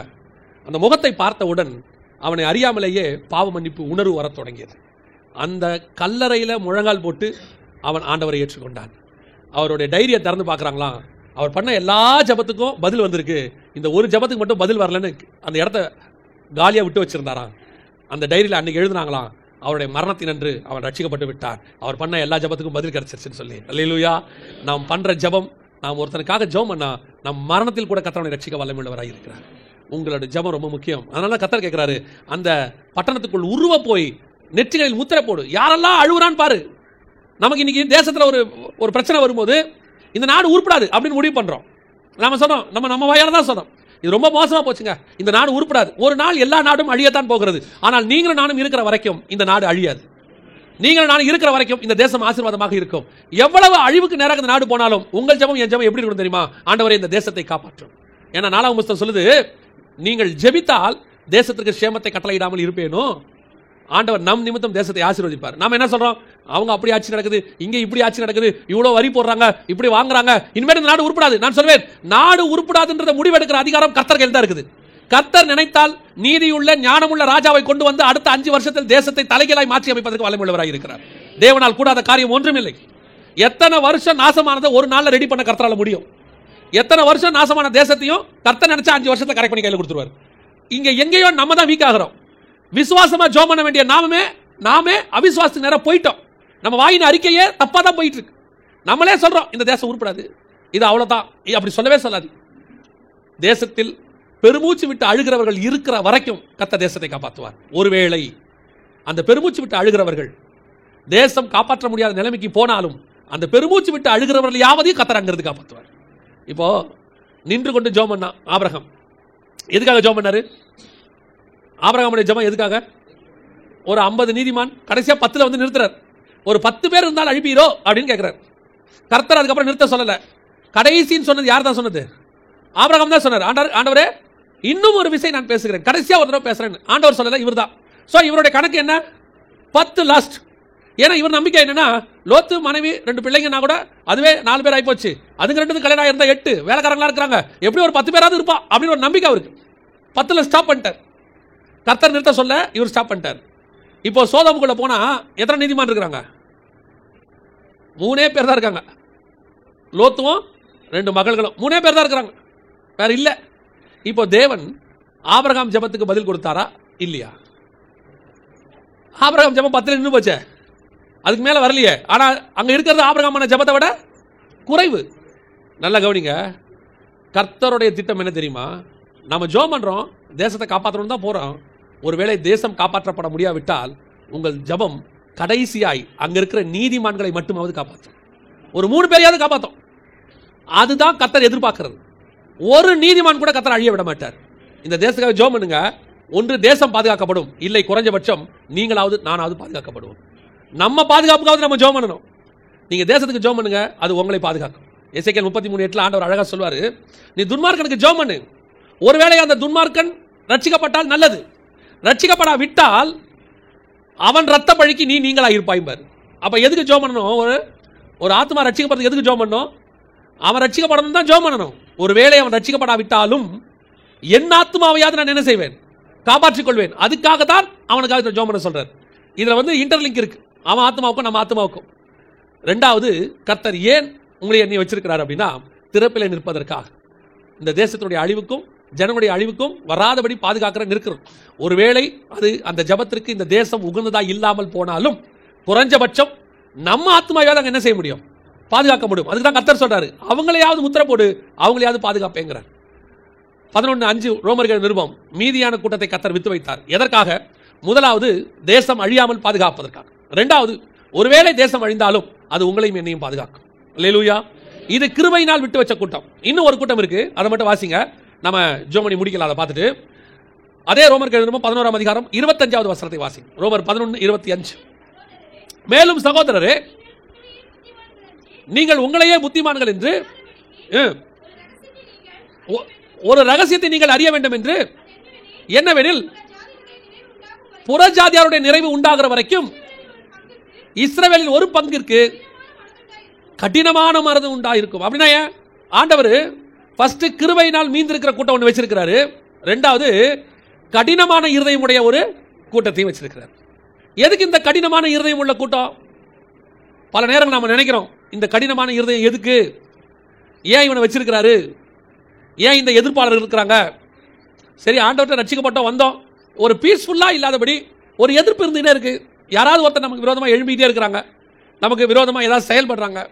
இப்படி ஒரு எதிர்ப்பான கூட்டத்தை கர்த்தர் வச்சுக்கிட்டே இருக்கிறாரு. எதற்காக அப்படின்னு கேட்டீங்கன்னா, முதலாவதாக வசனம் சொல்லுது, புறஜாதியாருடைய நிறைவு உண்டாகிற வரைக்கும், நாம ஃபுல்ஃபில் ஆகிற வரைக்கும் அப்படிப்பட்டவன் இருக்கத்தான் செய்வான். வேற வழியே கிடையாது. நம்ம ஃபுல்ஃபில் ஆகிற வரைக்கும் அப்படிப்பட்டவர்கள் இருக்கத்தான் செய்வான். கர்த்தர் நியமிச்ச அந்த கூட்டத்தை ஆதாயம் பண்ணுகிற வரைக்கும் அப்படி ஒரு ஆள் இருந்துட்டு தான் இருப்பாங்க. இது தேவனுடைய திட்டம். ஏன் அப்படின்னா, அவன் கடினமாக இருந்தால்தான் அந்த கடினத்து நிமித்தம் கர்த்தர் உண்மையில் கிருபையாக இருப்பார். நான் சொல்றது உங்களுக்கு புரியுதா? ஒருத்தன் நெருக்கப்படும் போது அந்த நெருக்கத்தில் நீ கர்த்தரை நோக்கி கூப்பிடுவாய். இப்போ தாவீது வராரு, வரும்போது சீமையை அவரை பார்த்து பேசுறாரு. சீமையை பார்த்து பேசும்போது தாவீது சொல்ற வார்த்தை என்னன்னா, யோவாபு சொல்றான், அந்த செத்த நாயை அடிச்சு கொண்டுட்டா அப்படின்னு கேட்கிறான். உடனே தாவீது சொல்றாரு, அவன் அடிக்காத, அவன் பேசுவதின் நிமித்தமாவது கர்த்தர் என்ன செய்வாரு? கர்த்தர் என்ன செய்வாரு? எனக்கு மனம் இறங்குவார். என் மேல இருக்க தீங்க மாத்தி போறதுக்கு வாய்ப்பு இருக்குப்பா. பல நேரங்களில் ஆண்டவர் அதுக்கு தான் அந்த கடினமானவங்களை வச்சிருக்கிறார், நமக்கு நிறைவு உண்டாகிற வரைக்கும். ஏன் ஆண்டவர் இந்த கஷ்டமானவங்க இருக்கிறாங்க அப்படின்னா, அந்த கஷ்டமானவன் தான் உன்னை உருவாக்குறவன். நான் சொல்ல உங்களுக்கு புரியுதா? அந்த அந்த நெருக்கம் ஒருத்தன் கொடுக்குறானே, அவன் தான் யாரு? உன்னை உருவாக்குறவன். பல நேரத்தில் நல்ல ஜெபம் பண்ணும்போது, நல்லா பைபிள் வாசிச்சுட்டு அப்படியே வெளியே வரும்போது ஒரு ஆவியின் நிறைவு இருக்கும். உங்களுக்குள்ள தோணும், நல்ல பரிசுத்தமாக இருக்கணும் அப்படின்னு. இப்போ பரலோகத்துக்கு நம்ம போயிடுவோம், ஆண்டவர் தான் என்னை கண்டிப்பாக கூட்டிகிட்டு போயிடுவார் அப்படின்னு. கரெக்டாக உங்களை கோவப்படுத்துறதுக்கு ஒரு ஆளை கர்த்தர் நியமிச்சு வச்சிருப்பாரு. அவன் அப்போ தான் உங்க முன்னாடி வந்து நிற்பான். நீங்கள் வந்து சர்ச்சில் ஜெபம் பண்ணிட்டு போவீங்க, ஆண்டவரே இன்னிலேருந்து நான் கோவப்படக்கூடாது, நான் என்ன செய்கிறேன், இன்னிலேருந்து ஒரு தீர்மானம் எடுக்கிறேன், அதுவும் 1ஆம் தேதி தீர்மானம் எடுக்கிறேன், நான் கோவப்படக்கூடாது, நான் நல்லா இன்னிலேருந்து உமக்கென்று வைராகியமாக சாந்த குணமுள்ளவனாக மோசேயை போல இருக்கணும்னு நீங்கள் போனீங்கன்னா, உங்களை கோவப்படுத்துகிற ஆள் உங்கள் வீட்டு வாசலில் நிற்கும். அது மாமியாராக இருக்கலாம், மருமகளாக இருக்கலாம், மனைவியாக இருக்கலாம், கணவனாக இருக்கலாம், கரெக்டாக நிற்கும். நீங்கள் போகும்போதே சோத்திரம் பண்ணிட்டு போவீங்க, சோத்திரம் சோத்திரம் சோத்திரம், நீ வாய் தரக்கூடாது ஆண்டவரே, நீ கிருபையாக நான் நல்லபடியாக எஸ்கேப் ஆகி போயிடணும் பானும். நீங்கள் சும்மா போனால் அது வாயை பிடுங்க. எங்கே போயிட்டு வரீங்க? இவர் சர்ச்சுக்கு போயிட்டு வர, சோத்திரம் சோத்திரம் சோத்திரம். அடுத்த கேள்வி, சர்ச்சுக்கு போனால் இங்கே யார் மெத்த வேலையெல்லாம் பார்க்குறது? சர்ச்சு சர்ச்சு சர்ச்சுன்னு அலைஞ்சிக்கிட்டே இருந்தா இல்லை, ஒரு ஸ்பெஷல் மீட்டிங், சோத்திரம் சோத்திரம் சோத்திரம், ஒரு ஸ்பெஷல் மீட்டிங். அடுத்த ஸ்டெப்பு போகும். ஸ்பெஷல் மீட்டிங்னா சோறு தட்டில் தானா வந்துருமா? இப்போ நம்ம சோத்திரம் குறைஞ்சிருச்சு, இப்போ என்னங்கிற நீ அடுத்து, அதுக்கு அடுத்து அப்புறம் ஆரம்பம் பாரு, ஒன்றும் செய்ய முடியாது. என்ன பண்ண போறீங்க? நானும் ஒரு பக்கம் போகிறேன், பிள்ளைங்க நடுத்தர நிற்கட்டும். இப்போ அதெல்லாம் முடிஞ்ச பிறகு ஒரு 1/2 மணி நேரம் 3/4 மணி நேரம் கழிச்சு, ஆண்டவரே நான் ஜோம் பண்ணிட்டு தானே வந்தேன், நான் வந்து இன்னிலேருந்து தீர்மானம் வேற எடுத்தேன், நான் வந்து கோவமே படக்கூடாதுன்னு. பிசாசு மாதிரி வந்து நிற்குதேப்பா, அது பிசாசு இல்லைப்பா, ஆண்டவர் அடிச்ச ஆளு. எதுக்குன்னா, உன்னை டெஸ்ட் பண்ணுற எக்ஸாமினரே அங்கே தான் இருக்கு. நீங்கள் என்னைக்கு அது என்ன பேசினாலும் அமைதியாகி பொறுமையாகி அதுவாக ஒரு முடிவெடுக்கும். என்ன முடிவெடுக்கும்? இதுகிட்ட பேசி பிரயோஜனமே இல்லை. ஒரு சிலர் நீதிமன்றம் இருக்கான், பார்த்துருக்கீங்களா? இதில் வளர்ச்சி அடைஞ்சவன், இதற்கு தீர்மானம் எடுத்து பரலோகத்துக்கு போகணும்னு தீர்மானிச்சவன், அதை ஆரம்பிக்கும் போதே சட்டை போட்டு வெளியே போயிடுவான். பார்த்துருக்கீங்களா? எங்கே போகிறீங்க? நான் உள்ளே இருந்தால் பிரச்சனை வரும், வேணாம் போயிடுவோம். 1/2 மணி நேரம் கழிச்சு, 3/4 மணி நேரம் கழிச்சு, 1 மணி நேரம் கழிச்சு, இப்போ கொஞ்சம் அட்வான்ஸ்ட் ஆயிடுச்சு, ஃபோன் பண்ணி கேட்டுக்கிறான் பிள்ளைகிட்ட, இப்படி வரலாமா வேணாமா, நிலைமை என்ன கவலைக்கிடமா இருக்குதா? பையன் வெதர் ரிப்போர்ட் மாதிரி கொடுக்குறான், பரவாயில்ல புயல் கரையை கடந்துருச்சு, இப்போ நீங்கள் வாங்க, ஒன்றும் பிரச்சனை இல்லை. எதுக்கு சொல்ல வரேன் அப்படின்னா, நம்மளை பொறுத்த வரைக்கும் நாம பரிசுத்தவான்கள் தான், நீதிமான் தான், பரலோகம் போலாம் தான், போவோமா மாட்டோமாங்கிறதுக்கு ஒரு கடின இருதயம் உங்களை கொடுத்து ஆண்டவர் வச்சிருக்கிறாரு. நீங்க கர்த்தர்ட்ட போனீங்கன்னா ஆண்டவர் என்ன சொல்வார்னு நினைக்கிறீங்க? ஆண்டவரே என் மாமியார் இப்படி பேசுதே அப்படின்னா ஆண்டவர் என்ன சொல்வாரு? நீ வாயை மூடிட்டு கம்முனு. அது வாயை கர்த்தர் அடைக்க மாட்டாரு. சிங்கத்தின் வாயை அடைச்சது பழைய ஏற்பாடு, நம்ம வாயை அடைப்பது புதிய ஏற்பாடு. அவ்வளவுதான்.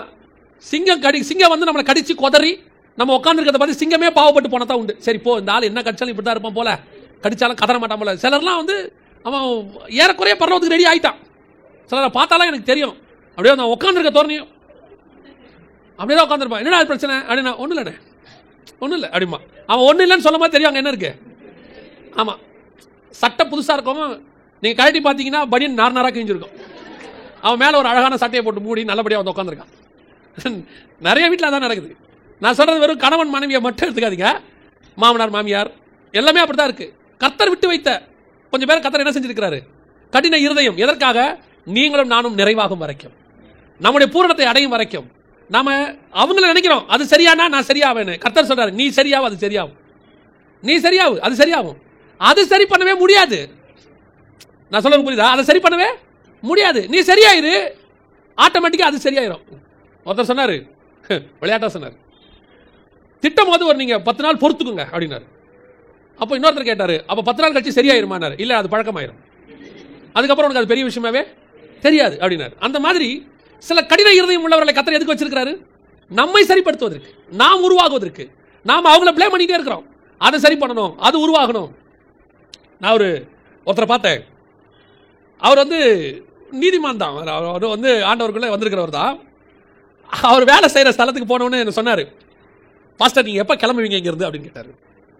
நான் சொன்னேன், ஒரு 1/2 hourல கிளம்புவேன் அப்படின்னு. அப்போது அவர் என்ன பண்ணார், நேராக போய் என் கூட இருக்கிற ஒரு தம்பிக்கிட்ட சொன்னார், பாஸ்டர் கொஞ்சம் சீக்கிரம் கிளம்ப சொல்லுங்கள் அப்படின்னாரு. அவன் வந்து என்கிட்ட சொன்னான், அண்ணே உங்களை கிளம்ப சொல்கிறாருண்ணே. அவர் எனக்கு ரொம்ப வருத்தமாக இருந்துச்சு, ஏன்டா எனக்கு கிளம்ப சொல்கிறாரு அப்படின்னு. அவன் சொன்னான், நீங்கள் இருக்கிற வரைக்கும் இந்த ஆளுங்களை வேலை வாங்க முடியாதுண்ணே அவரால். ஏன்டா தம்பி, வேலை வாங்குறதுக்கு நான் போகிறதுக்கு என்ன இருக்குது?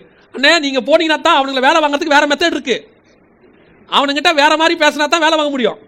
நீங்கள் இருக்கும்போது பிரைஸ் தி லார்ட் பிரதர் சோத்திரம் தான் அவர் பேசுகிறாரு. நீங்கள் போன பிறகு அவர் என்ன பேசுவார்னு எனக்கு தான் தெரியும்.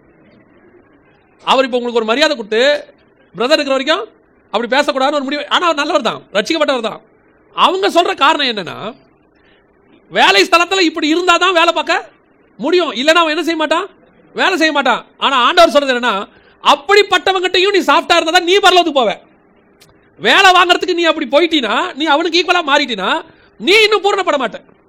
நம்ம என்ன சொல்கிறோம், அந்த ஃபார்முலாவை கையில் எடுத்துக்கிறோம். நாம இப்படி இருந்தால் தான் அவன் கரெக்டாக வேலை பார்ப்பான், நாம 2 கெட்ட வார்த்தை பேசினா தான் அவன் கரெக்டாக வேலை பார்ப்பான், நாம கொஞ்சம் கோவப்பட்டா தான் அவன் வேலை பார்ப்பான், இல்லைன்னா அவன் வேலை பார்க்க மாட்டான். கரெக்ட், அதான் ஃபார்முலா. ஆனால் அவனுக்கு ரேஞ்சுக்கு உன்னை இறக்கிட்டான், நீ பரலோகம் போக மாட்டேன். ஏன் போக மாட்டேன்? அவனுக்கு ஈக்குவலாக நீ மாறிக்கிட்டு இருக்கிற. கர்த்தர் எதுக்கு அவனை வச்சிருக்கிறாரு? அப்படியாப்பட்டவங்கிட்டையும் நீ சாந்த குணம் உள்ளவனா இருக்கியா? 5-6 லட்சம் புருஷர்கள் புறப்பட்டு போனாங்களாம். 6 லட்சம் புருஷரை நடத்துறது எவ்வளவு கஷ்டம். அன்னைக்கு நானும் சகோதரர்களும் பேசிட்டு இருந்தோம். 6 லட்சம் புருஷர்கள் கூட மனைவி பிள்ளைகள் ஆடு மாடு, கிட்டத்தட்ட ஒரு நாட்டையே நடத்தணும் வனாந்தரத்தில் வச்சு. டெய்லி மோசஸ் காலையில் எழுந்திரிச்சு ப்ராப்ளம் சால்வ் பண்ணோம். இப்படி ஒருத்தன் இவ்வளோத்தையும் நடத்துறவன் என்ன சாட்சி வாங்குற ஆண்டவர்கிட்ட இருந்து, பூமியில் சாந்த குணம் உள்ளவர்களில் அவனை போல ஒருத்தன் கிடையாதுன்னு ஆண்டவர் சொல்லிட்டார். எப்படிங்க? டெய்லி 6 லட்சம் பேர் புருஷர் மட்டும், கிட்டத்தட்ட கணக்கு பார்த்தா 25 லட்சம் பேர்.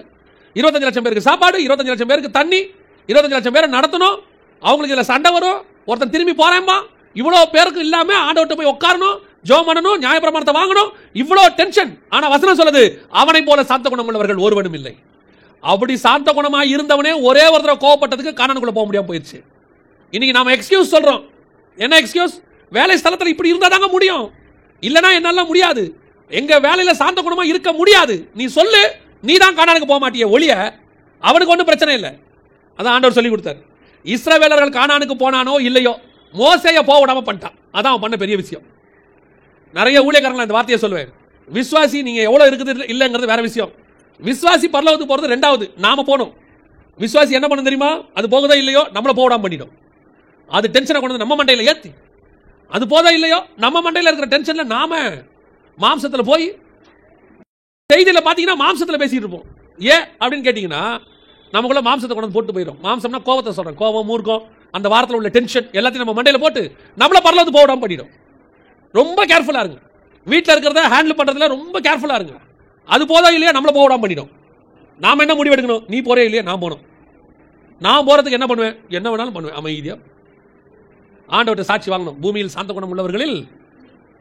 நான் ஒரு நாள் என்னுடைய தங்கச்சிகிட்ட சொன்னேன், 6 மாசம் பொறுமையா இருந்தேன், ஒரு நாள் என்ன பண்ணிட்டேன், கோவப்பட்டேன் அப்படின்னு. அப்ப என் தங்கச்சி சொன்னா, 6 மாசம் பொறுமையும் வேஸ்டா போச்சே, இப்ப திருப்பி நீ 6 மாசம் ப்ரூஃப் பண்ணுமே. அந்த 6 மாச பொறுமையும் ஒரே நாள் என்ன ஆயிடுச்சு, க்ளோஸ் ஆயிடுச்சு. இப்போ ஒன்று சொல்லும் போது நான் கடைசியாக எப்போ கோவப்பட்டேன்னு சொல்லுவாங்க, 6 மாதத்துக்கு முன்னாடி நான் சொல்லுவாங்க, நேற்றும்பாங்க. அந்த மாதிரி நம்ம அப்படியே எக்ஸ்டெண்ட் பண்ணிகிட்டே வரணும். சிலர் என்ன சொல்கிறாங்கன்னா, ரொம்ப பொறுமையாக இருந்தால் ஒரு நாள் என்ன ஆகிடுது, சேர்த்து வச்சு ஒரு நாள் வெடிச்சு வாங்கி விட்டுறது, அட்டி ரிமோட் எல்லாத்தையும் க்ளோஸ் பண்ணி. அதுக்கு அவங்க எக்ஸ்கியூஸ் வேறு சொல்லுவாங்க. என்ன சொல்லுவாங்கன்னா, நானும் 6 மாதம் பொறுமையாக தாங்க இருந்தேன், இதுக்கு மேலே பொறுக்க முடியாதுன்ற முடிவு எடுத்து. நீங்கள் நல்லா பார்த்துருக்கீங்களா, நீங்கள் டென்ஷன் ஆனவொன்னே எதில் இருக்கிறாலும் அப்படியே சாஃப்ட் ஆகிடும், பார்த்துருக்கீங்களா? அவ்வளோ நேரம் நம்ம டென்ஷன் படுத்தினது, நம்ம டென்ஷன் ஆனோம்னா அது அப்படியே இப்போ என்ன இப்போ விடுங்க, என்ன பிரச்சனை, ஏன் இப்படி இருக்கீங்க? அதாவது அது என்னவோ ஒரு ப்ராஜெக்ட் எடுத்துகிட்டு வந்து நம்ம டென்ஷன் படுத்துறதுக்காகவே வந்த மாதிரியும், அதை அட்டைன் பண்ணி முடிச்ச உடனே என்னோட ப்ராஜெக்ட் முடிஞ்சிருச்சு சார் யாருக்கும் ரிப்போர்ட் கொடுத்தா மாதிரியும், அதுக்கு மேலே அது நார்மலாகி போயிடுது. ஸ்பிரிச்சுவலாக இருக்கிற நமக்கு தான் அது பிரச்சனையாக இருக்குது. எப்படி இருக்கு, சரி ஏன் நம்ம இப்படி கோவப்பட்டோம், அந்த எதிரில் இருக்கிற ஆளுக்கு அதை பற்றி ஒரு கவலையுமே இருக்காது, பயங்கர நார்மலாகிடும். திருப்பி 6 மாதம் கழிச்சு அதே மாதிரி நடக்கும். முடிவெடுக்கணும். இன்னையோட என்ன முடிவெடுக்கணும், என்னை சாந்த குணமுள்ளவாய் மாற்றத்துக்கு கர்த்தர் கடின இருதயம் உள்ளவங்களை வச்சிருக்கிறார், நீங்கள் என்ன வேணாலும் பண்ணி பாருங்க அப்படிங்கிற முடிவுக்கு நம்ம என்ன செய்யணும், வரணும். ரெண்டாவது, இந்த கடின இருதயம் எதுக்கு வச்சிருக்கிற ஆண்டவர், நான் சொல்லிட்டு முடிக்கிறேன். வாசிங்க என்னாகமத்தின் புஸ்தகம் 16ஆம் அதிகாரம் 28வது வசனம் வாசிங்க. என்னாகமம் 16:28 வாசிங்க. இந்த கிரியைகளை எல்லாம் செய்கிறதற்கு கர்த்தர் என்னை அனுப்பினார் என்றும் அவைகளை நான் என் மனதின்படியே செய்யவில்லை என்றும் நீங்கள் எதனாலே அறிவீர்கள் என்றால். நல்லா கவனிங்க, இந்த இடத்துல என்ன சம்பவம் அப்படின்னு கேட்டா, என்னாகும் 16:28 முதல் 30 எதுக்குன்னா, கோராகு கூட்டம் ஒன்று இருக்கு. இப்போ ஒரு பிரச்சனை வருது. என்ன பிரச்சனை, ஓய்வு நாள் பிரச்சனை. ஓய்வு நாளில் ஒருத்தன் என்ன பண்ணிடுறான், சொல்லி பொறுக்க போறான். இப்போ அவனை பிடிச்சி ஓய்வு நாள் நீ வேலை செய்யக்கூடாதாச்சப்பா, நீ இப்படி பண்ணிட்டியே அப்படின்னு சொல்லிட்டு என்ன பண்றாங்க, உடனடியாக அவனுக்கு எந்த தண்டனையும் கொடுக்கல, கொண்டு போய் அவனை தனியாக ஒரு இடத்துல வச்சுட்டு, ஓய்வு நாளை குறித்து சரியான வழி நமக்கு நடத்துதல் இல்லாதபடியினாலே கர்த்தர்கிட்ட விசாரிப்போன்னு மோசே கர்த்தர்கிட்ட விசாரிச்சு அதுக்கப்புறமா கர்த்தர் சொன்ன தண்டனையை கொடுக்குறாரு. அவர் உடனே முடிவெடுக்கல, எல்லாம் ப்ரொசீஜராக செய்கிறார். இப்போ ஒரு கூட்டம் வருது, கொரா கூட்டம். அது என்ன சொல்லுது, நீங்கள் ரொம்ப மிஞ்சி போறீங்க, கர்த்தர் என்னமோ உங்கள்கிட்ட பேசுகிற மாதிரி தான் நீங்கள் நினச்சிக்கிட்டு இருக்கிறீங்க, நீங்கள் தான் பயங்கரமாக செய்தி நியாயப்பிரமாணம் கரெக்டாக ஃபாலோ பண்ணுற மாதிரி செய்கிறீங்க, அப்படிலாம் இல்லை, நீங்கள் ஓவராக போறீங்கன்னு சொல்லி ஒரு கூட்டம் எழும்புது. இந்த கூட்டத்தை எதுக்கு கர்த்தர் வச்சிருக்கிறார் தெரியுமா? இந்த கூட்டத்தை கர்த்தர் வச்சிருக்க ஒரு நோக்கம் இருக்கு. இவனை ரொம்ப நாளாக உள்ள இருந்திருக்கிறான், இவன் ஒரு நாளில் எழுந்திருக்கிறவெல்லாம் கிடையாது. நான் சொல்றது புரியுதா?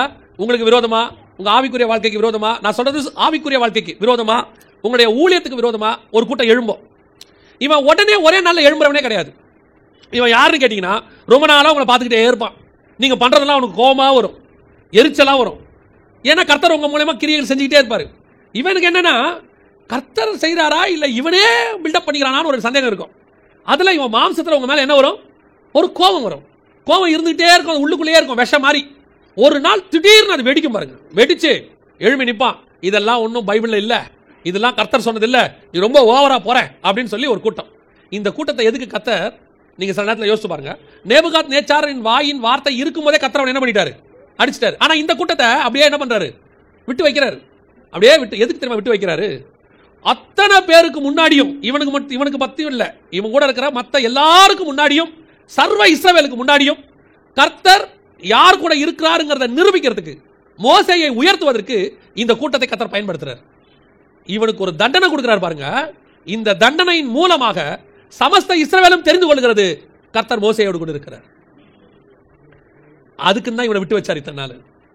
கர்த்தர் ஏன் விட்டு வைக்கிறாரு, உன்னை உயர்த்துவதற்கு.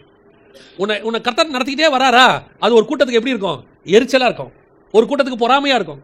ஒரு கூட்டம் சொல்லும், இவன் மட்டும் எப்படி மேலே வரான், இவனை மாதிரி தான் நம்மளும் வேலை செய்கிறோம், இவனை மாதிரி தான் நம்மளும் பிஸ்னஸ் பண்ணுறோம், இவனை மாதிரி தான் நம்மளும் ஆவிக்குரிய வாழ்க்கையில் இருக்கிறோம், இவனை மட்டும் மேலே வரானே. இதை இப்படி செய்கிறவன் யாரும் தெரியுமா, புறஜாதியான் கிடையாது, கூட இருக்கிற இஸ்ரவேலன், கூட இருக்கிற ஆவிக்குரியவன், உன் கூடவே இருக்கிற ஸ்பிரிச்சுவல் பர்சன், பிரைஸ் தி லார்ட்ங்கறவன். அதான் பிரச்சனையே. வெளியே இருக்கிறவன் இப்படி பண்ணானா அறியாமையில் பண்றான், நம்ம கூட கர்த்தர் இருக்கிறாரு அவனுக்கு தெரியலன்னு சொல்லலாம். ஆனா யார் செய்வா தெரியுமா, உன் கூட இருக்கிறவனுக்கே பொறாமை வரும். நான் சொல்லுவேன், பல நேரங்களில் இது யாருக்கு வரும்னு கேட்டா, நல்ல தகுதியானவர்கள் ஸ்பிரிச்சுவல் பர்சன் உன் கூட இருப்பார், நீ நானும் தகுதி இல்லாதவர்களா இருப்போம். ஆனா கர்த்தருடைய கரம் நம்ம கூட இருக்கும், வேற வழி இல்லை. கர்த்தர் நம்மை உயர்த்துவார். யாருக்கு கோவம் வரும் தெரியுமா, அந்த தகுதியானவனுக்கு கோவம் வரும். அவன் சொல்லுவான், ரொம்ப ஓவரா போறான், என்னமோ இவங்க கூட இருக்கிற மாதிரி ரொம்ப ஆடுறான், ரொம்ப பெருசா நினைச்சுக்கிறான். அவன் எதுக்கு காத்திருப்பான் தெரியுமா, ஒரு நாள் இவன் மாட்டுவான்டா அப்படின்னு வெயிட் பண்ணும். இது ஆவிக்குரிய வாழ்க்கையில் இருக்கிற ரொம்ப மோசமான ஆட்கள். ஒருத்தனுடைய வீழ்ச்சிக்கு இவன் காத்திருக்கிறானே, இவன் எவ்வளவு மோசமானவன். கிறிஸ்தவம் என்பது விழுந்தவனை தூக்குவது. ஆனா ஒரு கூட்டம் எதுக்கு காத்திருக்குது? என்னைக்காவது ஒரு நாள் இவன் விழுவாண்டா, என்னைக்காவது ஒரு நாள் இவன் மாட்டுவாண்டா, அன்னைக்கு இவனுக்கு இருக்குதுடா அப்படின்னு வெயிட் பண்ணிட்டே இருப்பான். சொல்றவன் யார் தெரியுமா? புறஜாதியான் கிடையாது, கூட இருக்கிற சக ஆவிக்குரியவன். உன் கூட இருக்கிறவங்க, உன் வீட்டிலே இருக்கிறவங்க, உன் அண்ணன் தம்பிங்க, ஆவிக்குரிய அண்ணன் தம்பிங்க, ஆவிக்குரிய அக்கா தங்கச்சிங்களே அப்படி இருப்பாங்க, ஃப்ரெண்ட்ஸ் இருப்பாங்க. என்னைக்காவது இவன் விழுவான்னு நான் சொல்லுவேன். யோபை விட தாவீது சண்டை போடுறதுல கலைகளில் ஒன்றும் பெரிய ஆள்லாம் கிடையாது. ஆனால் யோபு எப்படிப்பட்டவனா இருக்கணும் தெரியுமா? நான் தண்ணீர் உள்ள தேசத்தை பிடித்தேன், என் பேர் விளங்காதபடி உன் பேர் விளங்கும்படி நீ வந்து பட்டணங்களை பிடித்துக்கொள். நான் டேலண்டா இருந்தாலும் கர்த்தர் உன்னதான் அபிஷேகம் பண்ணியிருக்கிறாரு. அது புரியணும் நமக்கு. பல நேரங்களில் ஒருத்தர் உயர்த்தும் போது உனக்கு பொறாம வருதா? You are the wrong track. உன் கூட இருக்கிற ஃப்ரெண்டையோ, உன் கூட இருக்க அக்காவையோ, உன் கூட இருக்க தங்கச்சியோ, உன் கூட இருக்க அண்ணனையோ தம்பியோ ஒரு உயர்வு கிடைக்குதா? அந்த உயர்வுல உனக்கு ஒரு கோபமோ ஒரு மூர்க்கமோ ஏன் இப்படி வரான்னு தோணிடுச்சுன்னா you are the wrong track. கோராக கூட்டம் உயர்த்தப்படும் போது சந்தோஷம் வரணும். என் கூட அவன் கஷ்டப்பட்டான், இன்னைக்கு உயர்த்தப்பட்டிருக்கிறான், கர்த்தர் ஆசீர்வதிச்சிருக்கிறாருன்னு என்ன வரணும்? சந்தோஷம் வரணும். அந்த கோராக கூட்டம் என்ன பண்ணிட்டே இருக்கு? யோசிச்சுட்டே இருக்கான். அவன் பாருங்க அன்னைக்கு எல்லாத்தையும் சொல்றான், நீ அன்னைக்கு அப்படி பண்ண, நீ இன்னைக்கு இப்படி பண்ண, நீ ரொம்ப ஓவரா போற. மோசையை பத்தி வரிசையா சொல்றான். காரணம் என்ன? இவன் இத்தனை நாள் வெயிட் பண்ணிட்டே இருந்திருக்கான், எங்கடா இவனை பிடிக்கலான்னு. கர்த்தரும் இவனை அத்தனை நாள் விட்டு வச்சு தான் இருக்கிறாரு. ஏன் தெரியுமா? ஒரு நாள் வரும், இவன் மூலமாக நான் உன்னோடு கூட இருக்கிறேன் என்பதை சர்வ ஜனத்துக்கும் தெரியப்படுத்துவேன். கர்த்தர் மோசையை எப்பயோ உயர்த்திட்டாரு, ஆசீர்வதிச்சிட்டாரு. இந்த கூட்டம் உள்ள போச்சு பாருங்க. அதுக்கப்புறம் ஒருத்தன் கூட மோசேக்கு விரோதமா வாயை திறக்கவே இல்லை பாருங்க. இதுதான் உங்களுக்கு எனக்கு கர்த்தர் வச்சிருக்கிற ஆசீர்வாதம். சில நேரத்தில் நீங்க நினைக்கிறீங்கல்ல, ஏன்டா இப்படி இருக்கிறானுங்க? ஃபர்ஸ்ட் வந்தது நான் பிலீவர்ஸ், புறஜாதியார். ஆனா இது யாரு? Spiritual persons. ஏன்டா இப்படி இருக்கிறானுங்க? ஏன் இந்த மாதிரி இருக்கிறாங்க? ஏன் இவங்களுக்கு நம்மளை பார்த்தா பொறாம வருது? இது கோரா கூட்டம். இது அப்படியே தான் இருக்கும், அது உன் கூடவே தான் இருக்கும், உன்னை பார்த்துக்கிட்டே தான் இருக்கும். சில நேரத்தில் நீங்க யோசிச்சு பாருங்களேன், 40 வருஷம் பிரயாணம், எத்தனை வருஷம் இவன் கூடவே வந்திருப்பாங்க. இந்த கோராகு யாருன்னு நினைக்கிறீங்க? இன்னும் ஒரு படி மேலே போய் பார்த்தீங்கன்னா கோராகு யார் தெரியுமா? லேவி கோத்திரத்தில் ஆசாரிய வம்சத்தில் வரவங்க. இவங்க ஆசாரியர்கள். லேவிக்கு பிறந்த பசங்கள்ல கோராகு ஒன்று, ஆரோனின் புத்திரனும் ஒன்று, கோராகு ஒன்று, சாதோக்கின் புத்திரனும் ஒன்று. இவங்கெல்லாம் ஒரே ஆசாரியத்துவம். யோசிச்சு பாருங்க, ஒரு ஊழியக்காரனுக்கு இன்னொரு ஊழியக்காரன் மேல கோவம் வருது. அதுவும் லேவி கோத்திரம் யாரு? மோசே.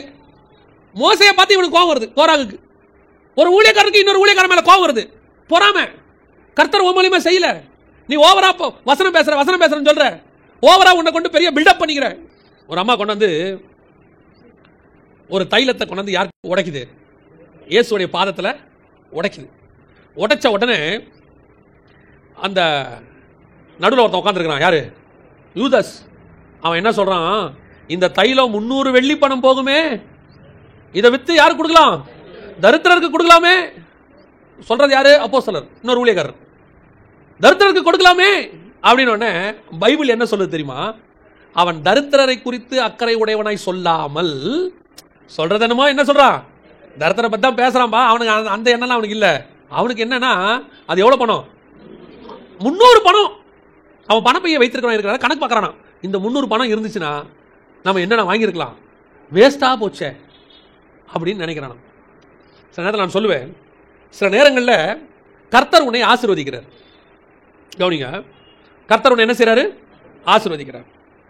ஆசீர்வதிக்கும் போது உன்னை ஏன் ஆசீர்வதிக்கிறாருங்கிறது உனக்கு தெரியும், கர்த்தருக்கு தெரியும். இப்ப அந்த அம்மா உடைக்கிற தைலத்தை உடைச்சது ஒண்ணு, இவனுக்கு அந்த தைலத்தோட விலை தெரியுது 300 வெள்ளி பணம்னு. ஆனா இவனுக்கு எதோட விலை தெரியல தெரியுமா? இவர் அந்த அம்மாவுடைய பாவத்தை மன்னிச்சிருக்கிறாரு, அந்த அம்மா கிட்ட இருக்கிறதே பெஸ்ட் கொண்டாருது. அப்ப அந்த அம்மாவுடைய அன்புக்கு விலை இல்ல, தி பெஸ்ட் கொண்டு கொடுக்குது அந்த அம்மாவுக்கு. அதோட அதுக்கு விலையே கிடையாது பாருங்க. சரி, அதை விடுவோம். ரெண்டாவது யாருக்கு கொடுக்குது? இயேசுநாதருக்கு. இயேசுநாதருக்கு என்ன விலை? அவர் அந்த தைலத்தை விட பரிமள தைலம். அவருக்கு விலையே இல்ல. உடைக்கிற அம்மாவின் அன்புக்கும் விலை இல்ல, யாருக்கு உடைக்குதோ அந்த தேவனுக்கும் விலை கிடையாது. இவன் எதை மட்டும் பார்த்தான்? நடுவில் அந்த பொருளை மட்டும் பார்க்கறான். இன்னைக்கும் அதான் நடக்குது. சில நேரங்களில் ஊழியர்களை கர்த்தர் ஆசீர்வதிக்கிறார், விசுவாசியை கர்த்தர் ஆசீர்வதிக்கிறார். ஏன்? அவன் ஒரு காலத்தில் அதற்கான கிரியத்தை செலுத்தி இருப்பான், கஷ்டப்பட்டிருப்பான், அவன் சோறு தண்ணி இல்லாம இருந்திருப்பான், தெரு தெருவா நடந்திருப்பான். ஆண்டவர் வந்து கணக்கு இல்லாம செய்யறவர் இல்ல, அதெல்லாம் அப்படியே கணக்கு வச்சுக்கிட்டே இருப்பாரு.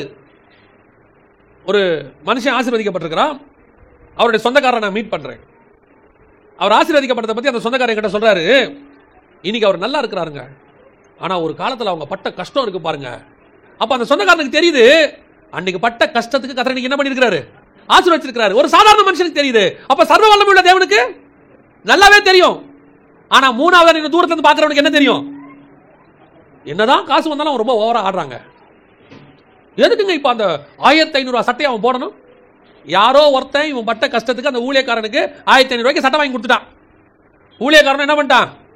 கொடுத்துட்டாங்கடா, நல்லா இருக்குது. ஒரு காலத்துல இதெல்லாம் ஆசைப்பட்டோம், நமக்கு கிடைக்கல, இப்போ நமக்கு கிடைக்குதுன்னு போட்ட உடனே யாரை திட்டுறான்? கொடுத்தவனையும் விட்டான், கொண்டாந்து கொடுத்த அந்த விசுவாசியும் விட்டுட்டான், கொடுக்க வச்ச இயேசுநாதரையும் விட்டுட்டான். இப்ப யாரை திட்டுறான்? இவருக்கு இந்த சட்டை தேவையா? என்ன பண்ணலாம்? சரி, இந்த சட்டை வந்துருச்சு, என்ன செய்யலாம்? உடனே இந்த சட்டையை கொண்டு போய் அவங்க கையில் கொடுத்துட்டு, பிரதர் இந்த சட்டை எனக்கு வந்துச்சு, ஆனாலும் இதை போடுற தகுதி எனக்கு இல்லை, உங்களுக்கு தான் இருக்கு, நீங்க போட்டுக்கோங்க அப்படின்ட்டு இந்த கிழிஞ்ச சட்டையே நம்ம கட்சி வரைக்கும் போட்டு சந்தோஷமா இருப்பான். அவர் கட்சி வரைக்கும் அந்த கிழிஞ்ச சட்டையோடய இருக்கிறாருங்க, நல்ல மனுஷன். ஒரு நல்ல சட்டை போட்டோம்னா அவனுக்கு எரிச்சல் வந்துருக்கு. இது என்ன ஸ்பிரிட் தெரியுமா? யூதா ஸ்பிரிட். இந்த ஸ்பிரிட் என்ன ஸ்பிரிட்? யூதா ஸ்பிரிட். தேவன் நம்மை தரித்திரராய் இருக்க விரும்பவில்லை, எளிமையாய் இருக்க விரும்பினார். ஆனா தரித்திரரா இருக்க விரும்பல. கர்த்தர் ஆசீர்வதிக்கிறாரு, கொடுக்குறாரா, நல்லா சாப்பிடுங்க. திடீர்னு ஒரு நாள் உங்களை யாரோ ஒருத்தர் KFC கூட்டு சாப்பாடு வாங்கி கொடுக்குறாங்க. ஓ, அவன் பார்ப்பான், MD ஜெகன் KFCல திங்கிறாரு, எல்லாம் நம்ம காணிக்க தான். எதிரில் ஒருத்த உட்காந்துருக்கான அவனை பாருங்கடா, அவன் தான் கூட்டு போயிருக்கான். சரி, நான் இன்னொரு பக்கத்துக்கே வரேன். திடீர்னு என் பிள்ளை ஒன்று ஆசைப்படுது, எல்லா பிள்ளையும் சாப்பிடுதுப்பா, எனக்கு ஒரு நாள் KFC வாங்கி கொடுங்க. இப்போ என் பிள்ளைய கூட்டு போய் KFC வாங்கி கொடுக்க தப்பா? வாங்கி கொடுக்க தப்பா? நீ ஊழியக்காரன் பிள்ளை, கடைசி வரைக்கும் பழைய சாதம் தான் சாப்பிடணும். உனக்கு பழைய சாதமும் துவையலும் நியமிக்கப்பட்டிருக்கிறது. நாம் லேவியர்களும் ஆசாரியர்களுமாய் நியமிக்கப்பட்டிருக்கணும். நான் KFCல மட்டும் தான் சாப்பிடுவேங்கிறது தான் தப்பு. ஒரு நாள் ஆசைப்பட்ட அந்த பிள்ளை கேட்கும்போது வாங்கி கொடுக்கல, என்ன தப்பு இருக்கு? அதாவது என்னன்னா, சிலருக்கு அவன் உட்காந்து KFC திம்பான், ஊழியக்காரன் தின்னிடக்கூடாது. இன்னொன்னு இருக்கு, அவங்கிட்ட காசு வாங்குற விசுவாசியும் தின்னிடக்கூடாது. அப்படி ஒரு யூதாஸ் கூட்டம் ஒன்று இருக்கு. ரொம்ப கேர்ஃபுல்லா இருந்து கொள்ளுங்க. இந்த கூட்டத்தை கர்த்தர் பத்திரமாய் வைப்பார், அவனை அழிக்கவே மாட்டார். ஏன் தெரியுமா? ஆண்டவருக்கு ரொம்ப பிடிச்ச வேலை, அவனை உட்கார வச்சுக்கிட்டே உங்களை மேல தூக்கிட்டே போவார். இப்ப இவனுக்கு பொறாம மாறி, எரிச்சல் மாறி, கோவம் மாறி, மூர்க்கமாகி வாட்ஸ்அப்ல போடுவான். எப்படி இவன் மட்டும் மேல போறான்? நீ போடுறதுனால தான். நீ போடு, அவன் இன்னும் மேல போவான். எரிச்சல் படு, இன்னும் மேல போவான். ஒரு ஊழியத்தின் மேல நீ பொறாமப்பட்டினா அது மேல போகும். ஒரு ஊழியக்காரன் மேல பொறாமப்பட்டினா அவன் மேல போவான். மோசே அழியணும் நீ நினைச்சினா கோராகு கூட்டம் தான் அழியுமே ஒழிய மோசே ஒரு நாளும் அழிய மாட்டேன். அதுக்கு தான் கர்த்தர் விட்டு வச்சிருக்கிறார். இந்த கடின இருதயம் உள்ளவன், நீ எது பண்ணாலும் தப்புன்னு அப்படி விளக்கண்ணை ஊத்திட்டு தேடிட்டே இருப்பான். ஏதாவது பண்றாரா, மாட்டுவாரா, அங்க மாட்டுவான், இங்க மாட்டுவான், நீ கட்சி வரைக்கும் மாட்டவே மாட்டேன். நீங்க அதுக்காக ரொம்ப கேர்ஃபுல்லாலாம் இருக்காதீங்க. ஐயோ நம்ம மாட்டிடக்கூடாது, ரொம்ப பயபக்தியா இருக்கணும். நீங்க கேஷுவலா இருங்க. உங்களை என்னையும் பாதுகாக்கிறவர் நம்மோடு கூட இருக்கிறார். உங்களை என்னையும் வேலி அடிச்சு பார்த்துருக்கிறாரு. போரா கூட்டமே போயிருச்சு. இவன் வெறும் செல்போனை வச்சுட்டு பேசுறவன், அவன் நேரடியாக நின்று பேசினவன், முகமுகமா தைரியமா நின்று பேசினவன். இது செல்போன் வச்சு பேசுற கூட்டம். எதை பத்தியுமே கவலைப்படாதீங்க. கர்த்தருக்கு உண்மையா இருந்தா மட்டும் போதும். தேவன் உங்களை என்னை உயர்த்த வல்லமையுள்ளவராக இருக்கிறார். அல்லேலூயா. நம்ம மனசாட்சி தேவனுக்கு முன்பாக கரெக்டா இருக்கணும். கர்த்தருக்கு முழங்கால் படிக்கிட்டீங்கன்னா ஆவியில நிறையும் போது ஆவியானவர் உங்களை குற்றவாளின்னு சொல்லக்கூடாது, அவ்வளவுதான். அப்படி இருந்தால் தேவன் உங்களை உயர்த்துவதற்கு வல்லமையுள்ளவராக இருக்கிறார். அல்லேலூயா. ரெண்டு கூட்டத்தை கர்த்தர் விட்டு வச்சிருக்கிறார். ஒன்று கிருபையினால் மீந்து இருக்கிற கூட்டம், நீங்களும் நானும். ரெண்டு, உங்களுக்கும் எனக்கும் எதிராக கடின இருதயம் உள்ள கூட்டம். இந்த ரெண்டையும் கர்த்தர் தான் வச்சிருக்காரு. இது ரெண்டுமே நமக்கு ஆசீர்வாதமாய் தான் கர்த்தர் வச்சிருக்கிறார். அல்லேலூயா. நம்ம ஜெபம் பண்ண போகிறோம். எல்லாரும் தேவ சமூகத்தில் ஆண்டவரை நோக்கி பார்க்க போகிறோம். முதலாவது கூட்டம், உங்களை ஏன் கர்த்தர் வச்சிருக்கிறாரு? நீங்கள் இருப்பது ஒரு ஆசீர்வாதம். உங்க வீட்டுக்கு ஒரு ஆசீர்வாதம், உங்க தெருவுக்கு ஆசீர்வாதம், உங்களுடைய ஊருக்கு நீங்கள் ஒரு ஆசீர்வாதம், உங்கள் சபை உங்க ஏரியாவுக்கு ஆசீர்வாதம். உங்க ஏரியா அழியாதபடி இருப்பதற்கு காரணமே நீங்களும் நானும் தான். அதுக்கு தான் ஆண்டவர் நம்மளை வச்சிருக்கிறார். இந்த எண்ணம் முதல்ல உங்களுக்கு வரணும். ஏன் ஆண்டவர் என்ன இங்க வச்சிருக்கிறாருன்னு இனி கேட்கவே கேட்காதீங்க. எதனால இந்த ஆபீஸ்ல வச்சிருக்கிறாரு, எதனால இந்த வீட்டில் வச்சிருக்காரு கேட்கவே கேட்காதீங்க. உன்னை ஒரு இடத்துல கர்த்தர் வச்சார்னா அதுக்கு பின்னாடி கர்த்தருடைய பெரிய திட்டம் இருக்கு. ரெண்டாவது, உன்னை ஏன் கர்த்தர் வச்சிருக்கிறாரு? நீ அடுத்தவங்களுக்காக ஜெபிக்கிறவங்க. அப்படி நீ ஜெபிக்கிறதால தான் உன்னுடைய ஆத்மாவை நீ தப்பித்துக் கொள்வாய். மூன்றாவது, கடின இருதயம் உள்ளவர்களை கர்த்தர் ஏன் வைத்திருக்கிறார்? அவர்கள் இருக்கிறது நம்முடைய நிறைவாக, நம்மளை சரிப்படுத்துவதற்கு. அவங்க ஒரு எக்ஸாமினர் மாதிரி. அவங்க கண்களுக்கு முன்பாக நம்ம நிரூபிக்க வேண்டி இருக்கிறது. கடைசியாய் கடின இருதயம் உள்ளவர்களை ஏன் கர்த்தர் வைத்திருக்கிறார்? அவர்களுக்கு முன்பாக உன்னை உயர்த்துவதற்கு. ஏற்ற சமயத்தில் உன்னை கர்த்தர் உயர்த்துவார். உன்னை நெருக்கிறவர்கள் கண்களுக்கு முன்பாக கர்த்தர் உன்னை உயர்த்துக்கொண்டே போவார். உனக்கு விரோதமாக பேசுறவங்களுக்கு முன்பாக கர்த்தர் உயர்த்திட்டே போவார். ஒரு நாள் கர்த்தர் நிரூபிப்பார் கர்த்தர் உன்னோடு கூட இருக்கிறார் என்பதை. உனக்கு விரோதமா பேசினவெல்லாம் காணாம போயிடுவான், கையை உயர்த்தினவெல்லாம் காணாம போயிடுவான், நாவை அசைச்சவெல்லாம் காணாம போயிடுவான். வசனம் சொல்லுது, பூமி பிளந்து அவர்கள் அப்படியே உள்ள போயிட்டாங்களாம். ஆனால் மோசே மலை மேல ஏறி தேவனோடு கூட அவன் சஞ்சரித்துவான். இவன் பாதாளத்துக்கு போயிட்டான், அவன் மலை மேல ஏறி வானத்துக்கு போயிட்டான். இதான் உனக்கும் அவங்களுக்கும் உள்ள வித்தியாசம். முடிவு அந்த வித்தியாசத்தை காட்டும். நம்ம ஜெபம் பண்ண போறோம். கரங்களை உயர்த்தி ஆண்டவர்கிட்ட சொல்லுங்க, ஆண்டவரே, நீர் என்னை வைத்ததற்கு ஒரு முகாந்திரம் உண்டு, எனக்கு எதிரிகளை வைத்ததுக்கும் ஒரு முகாந்திரம் உண்டு. நியாயாதிபதிகளில் கர்த்தர் விட்டு வைத்த ஜாதிகள் என்னென்ன இருக்கு? எதுக்கு தெரியுமா? யுத்தத்துக்கு பழக்க வைப்பதற்காக அப்படின்னு இருக்கு. உனக்கு எதிரிகளை கர்த்தர் விட்டு வச்சதுக்கு ஒரு நோக்கம் இருக்கு, உன்னை விட்டு வச்சதுக்கு ஒரு நோக்கம் இருக்கு. ஜெபம் பண்ணுவோமா? சர்வ வல்லமை உள்ள எங்கள் தகப்பனே, தர்மையான நாளுக்காக உமக்கு நன்றி. உடைய மகிமையுள்ள கரத்தில் எங்களை தாழ்த்துகிறோம். ஆண்டவரே, எங்களை வைத்ததுக்கு ஒரு முகாந்திரம் உண்டு என்று நான் அறிந்திருக்கிறோப்பா. நீர் எங்களை ஒரு ஆசீர்வாதமா அந்த ஸ்தலத்தில் வச்சிருக்கிறீங்க. எங்க வீட்டில், எங்க தெருவில், எங்க சர்ச்சை ஒரு ஆசீர்வாதமா நீ வைத்ததுக்காக உமக்கு ஸ்தோத்திரம். அதே நேரத்தில் கூட எங்களுக்கு விரோதமாக எழும்புறவர்களுக்காக நாங்கள் ஜெபிக்கிறோம். அவர்களையும் நீ ஒரு காரணத்தோடு தான் விட்டு வச்சிருக்கிறீங்க. உங்களுக்கு தெரியாம எங்க எதிரிகள் இல்லை, உங்களுக்கு தெரியாம எங்களுக்கு எதிரானவங்க இல்லை. ஒருவேளை எங்களுக்கு தெரியாம எத்தனையோ எதிரிகள் துரோகிகள் இருக்கலாம், ஆனா உமக்கு தெரியாம இருக்கவே முடியாது. நீ ஒரு காரணத்துக்காக தான் அவங்களை விட்டு வச்சிருக்கிறீங்க. ஒரு நாள் வரும், அவர்கள் கண்களுக்கு முன்பாக நீர் எங்களை உயர்த்துவீர், எங்களுக்கும் அவர்களுக்கும் வித்தியாசத்தை காட்டுவீர், நீர் எங்களோடு கூட இருக்கிறீர் என்பதை தெரியப்படுத்துவீர். நீர் அப்படி செய்ய போறதுக்காக உமக்கு ஸ்தோத்திரம். இந்த வார்த்தைகள் இங்கே வந்திருக்கிற ஒவ்வொருத்தருடைய வாழ்க்கையிலும் பலிப்பதாக மகிமையுள்ள கரத்தில் தாழ்த்துகிறோம் எங்கள் ஆண்டவர் இயேசுவின் நாமத்தில் பிதாவே.